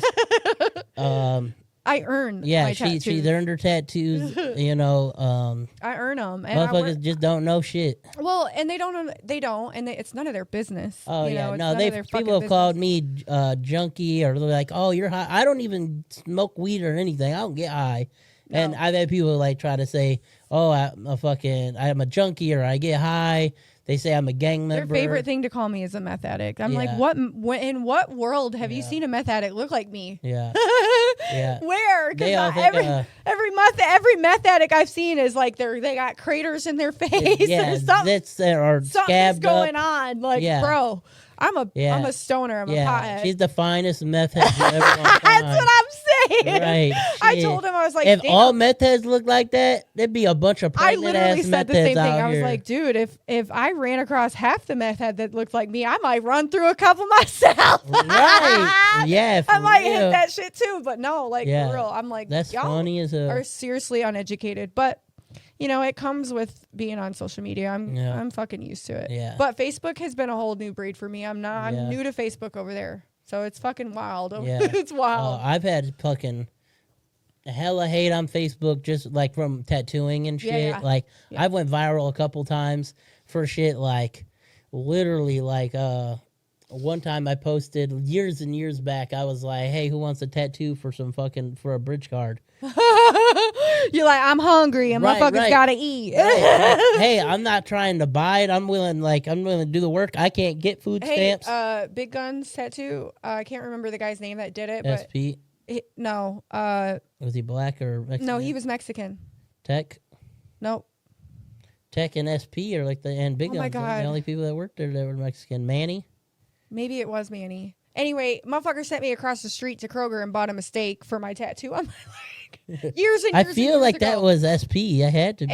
Maybe it was. His name's Jesse. Oh, Jesse. Yes. That's SP. Okay. Yes. Okay. Yeah. So yeah, he sent me across the street and was Oh, like, "If you buy me okay. a steak, because you know I had Yeah. bridge card, you know, and so he's like, you buy me a steak, I'll hook you and your friends up with some Right, tattoos." right. That steak's expensive. Fuck. Fuck yeah, we took our Yeah. little juicy booties across the street and got that man a Right. steak. We sure And- did. Yeah, so like anyway, I posted that and this motherfucker like got so mad, like shared my shit and like was like talking shit about like how dare I try to like tattoo for food stamps. Like, why are you mad at me for trying to tattoo for food stamps instead of being mad at the people that sell food stamps every fucking day? Every day. I pay my taxes too, motherfucker, and I Every day. can't get food stamps. The fuck? Shit, I was one of them. I was one of them girls that would take my food stamps and buy cases of pop. Yeah. And dump that shit out and return it. Yeah. And get cash back for Oh, it. okay. And I was also one of them girls that would sell my bridge card for a lick Yeah. real quick. Oh yeah, You know what I'm all the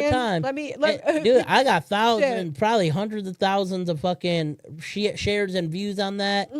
And then one time too, this motherfucker like got a tattoo and somehow it got infected or whatever. And then they wanted to fucking make a post saying, "Oh, I use dirty needles, shit like that," and talk shit. And this, I was tattooing at my house, but I had a whole room that was literally just set up exactly like a tattoo shop, like because I've already been in the shops. It's literally just as it was just as clean and sanitary as working in a shop. I feel like My setup was like, yeah. and I literally made a video, fucking pulled. I had dumped out, fucking. I had like hundreds of needles, cartridges, all my fucking disinfectants, all my supplies, and I just made a video. Fucking was like, fuck you, talking all that shit. Yeah. Same thing, hundreds Yeah. of thousands of views and shit for it. Like, I feel like over the people are dumbest really shit. miseducated when it comes to tattoos. And you can correct me if I'm wrong. Obviously, you're the artist, but if you're opening brand new needles and your environment is sterile, the chances of you getting infected are very slim. You get infected after you have gone home. Am I wrong? so, yeah, generally you got a clean area, clean setup, as long you're not fucking cross contaminating, you're not touching your fucking phone, right? Everything's clean. Generally, an infection is based off of bacteria buildup that festers over time. Generally, yeah. But there's other types of things that can happen. People can have reactions to the ink because it's not FDA I've approved. had that happen to Could me. be allergic to it. Things of that nature. They could have been allergic to the fucking gloves, the material in the needles, if they're using cheap needles and So things. you're saying there's more than just getting tattooed. Yeah, that or causes you could overwork the skin if the tattoo wasn't done very well. They could be overworked, and then the healing process could look like it's infected or be Which more prone to has infection also happened to me. because there's more damage done to the skin. So the more damage on the skin, the more prone it is to infection. So Good to know. all of those things play a factor. But generally, if we're very clean, all our needles are brand new, we have, we know what the fuck we're doing with cross contamination.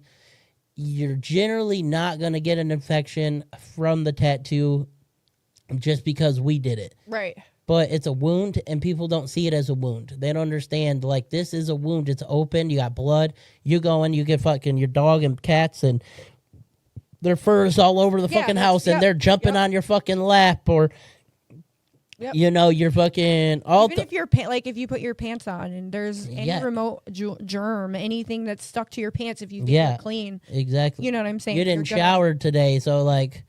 All it fucking takes is like you didn't wash up the sweat and the bacteria that comes in the sweat. And I wash my tattoos at least 3 or 4 times a day. And it's easy for a tattoo to get infected, like so stupidly easy. Well, I feel like people think because it's ink going into the skin, which is what you were saying about them not seeing it as a wound. That's why they don't see it as a wound, because it's like, oh, I'm just getting ink in. No, dude, you're literally.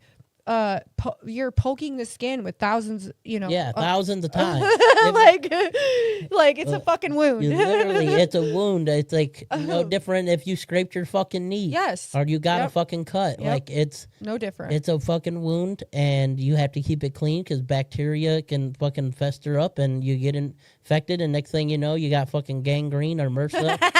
You know? Your fucking leg is falling. Yeah, you're getting your fucking leg severed off because you didn't fucking wash your tattoo. Oh, that's not funny, but it's funny because some of y'all just don't know. I've seen people get MRSA from spider bites and things like that too. Yeah, man. Insects are very attracted to the blood, and they get bit, and then they get fucking a skin infection from the bug bite.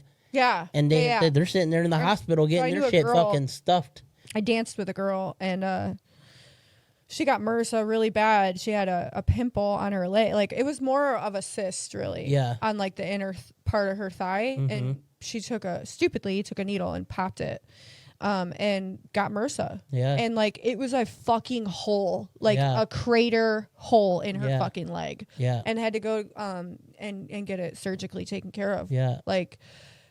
Yeah, people don't understand. Like your skin already has MRSA on it, and it's when it's bacteria. When MRSA is bacteria. You get a wound, it's the open skin or like the open wound comes in contact with the MRSA already on your skin, and that's how it becomes a staph infection. Facts. And a lot of people are just so uneducated about it.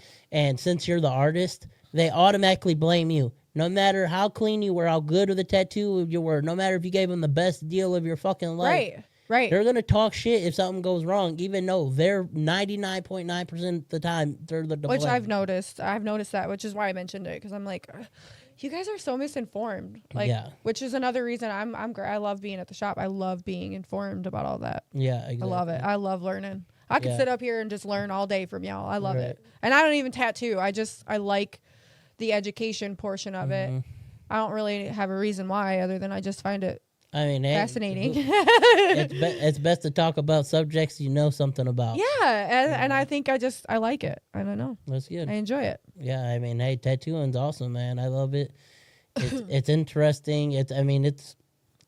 And a lot of people, even tattooers, don't know all of these things. Like, we're not, even scientists that fucking study the skin don't know all there is to know about skin. I feel like I said about photography, I feel like we're learning something. The saying goes, like, you learn something new every day. It's true. It's very true. It is, yeah. There's new techniques, new things, new viruses, new fucking new shit all the time. Every fucking day. Yeah, so yeah. Yeah. 1,000%. So 100. Yeah. You heard her, 100. Yeah. So yes. Excellent. So yeah, it's been a good conversation. Definitely. I think today went really well. You think we killed it or what? I think we did a pretty good job. I think you did a really good job. Oh, really? Thank you. I was so nervous. I think you're a really good talker. Yeah. For sure. Thank you. No, I mean, I think you probably kept all of the people, like, even on your live, they were fucking probably intrigued, and you know, I didn't see what the fuck was going on there. No, they were just honestly they're in tune, and they were honestly just listening to everything and hearing my story. I think a lot of people follow me but don't really know my story. I get a lot of new followers all the time, so a lot of people don't really know my story and my background. A lot of people don't know of my addiction and, you know, just things like that. Like, I've been through a lot of fucking shit, man. I've been through a lot. Yeah, you've been through a shit more than a lot of people. Yeah. And I mean, hey, but you've overcome, and look where you're at now, you know. Yes. And you know, I'm glad to have you on the show, and I can't wait to come let back. us all hear about all your fucking life and stuff, and, you know. I can't wait to come back. And maybe next time we can just skip all the introductions and Oh, we'll just talk about like shit. Like I normally just talk Dude, about. we're coming to Vibe next time. Yeah, next yeah. time we're We're just talking about bullshit. Like normally, I'm talking about anime or superheroes or movies or politics or your opinion on fucking who have the best spaghetti or pizza. You know, just it candid doesn't matter. combos. I'm yeah, fucking exactly. Down. So, I think it was I'm very honored that you allowed me to come in and tell my story. I've always wanted to come out and let people know my story. I've just never been presented with a chance to do a podcast, so I'm very grateful. So thank you for having me. Dude. No, hey, anytime. I appreciate you coming out. Man. I gotta come back. It was a good story to hear for sure. So hey, I'm honored to have heard it, and I know all the viewers out there are definitely going to be. This is going to be one for the record. Go follow my boy. Sure. If you do anything for me, please go follow TOON'D. If you guys are local to Genesee County, Michigan, please stop in at Daggerface Tattoos and get a tattoo. He's highly talented, forever favored, and he's a good dude all around. But he comes with tattoo education, which I preach. Ever since I've been involved with tattoos, I preach about tattoo education. I think it's important, and he brings that, as well as highly fucking talented tattoo artist. So come in and see the owner of Daggerface Tattoos, man. Yeah. No, definitely. I appreciate the shit out of you. So, all right. Okay. We're going to cut it a close, man. I appreciate everybody for watching. As always, like, comment, subscribe. That's right. We got TikTok, we on YouTube, we on fucking Facebook, all that shit, Yes. If you want to hear fucking uncensored, unfiltered fucking content from real world people. That's right. We ain't got no fake shit going on over here. No, it's real. It's real and raw fucking over Michigan. Here. We raw dog this That's shit. right. We might edit some shit, but that's just because we only got so much time. But what we talking about is real shit. You know what I'm saying? Don't get it twisted. Right, exactly. All right, everybody. Y'all have a good one. Bye, babies. Feeling like Jake Paul.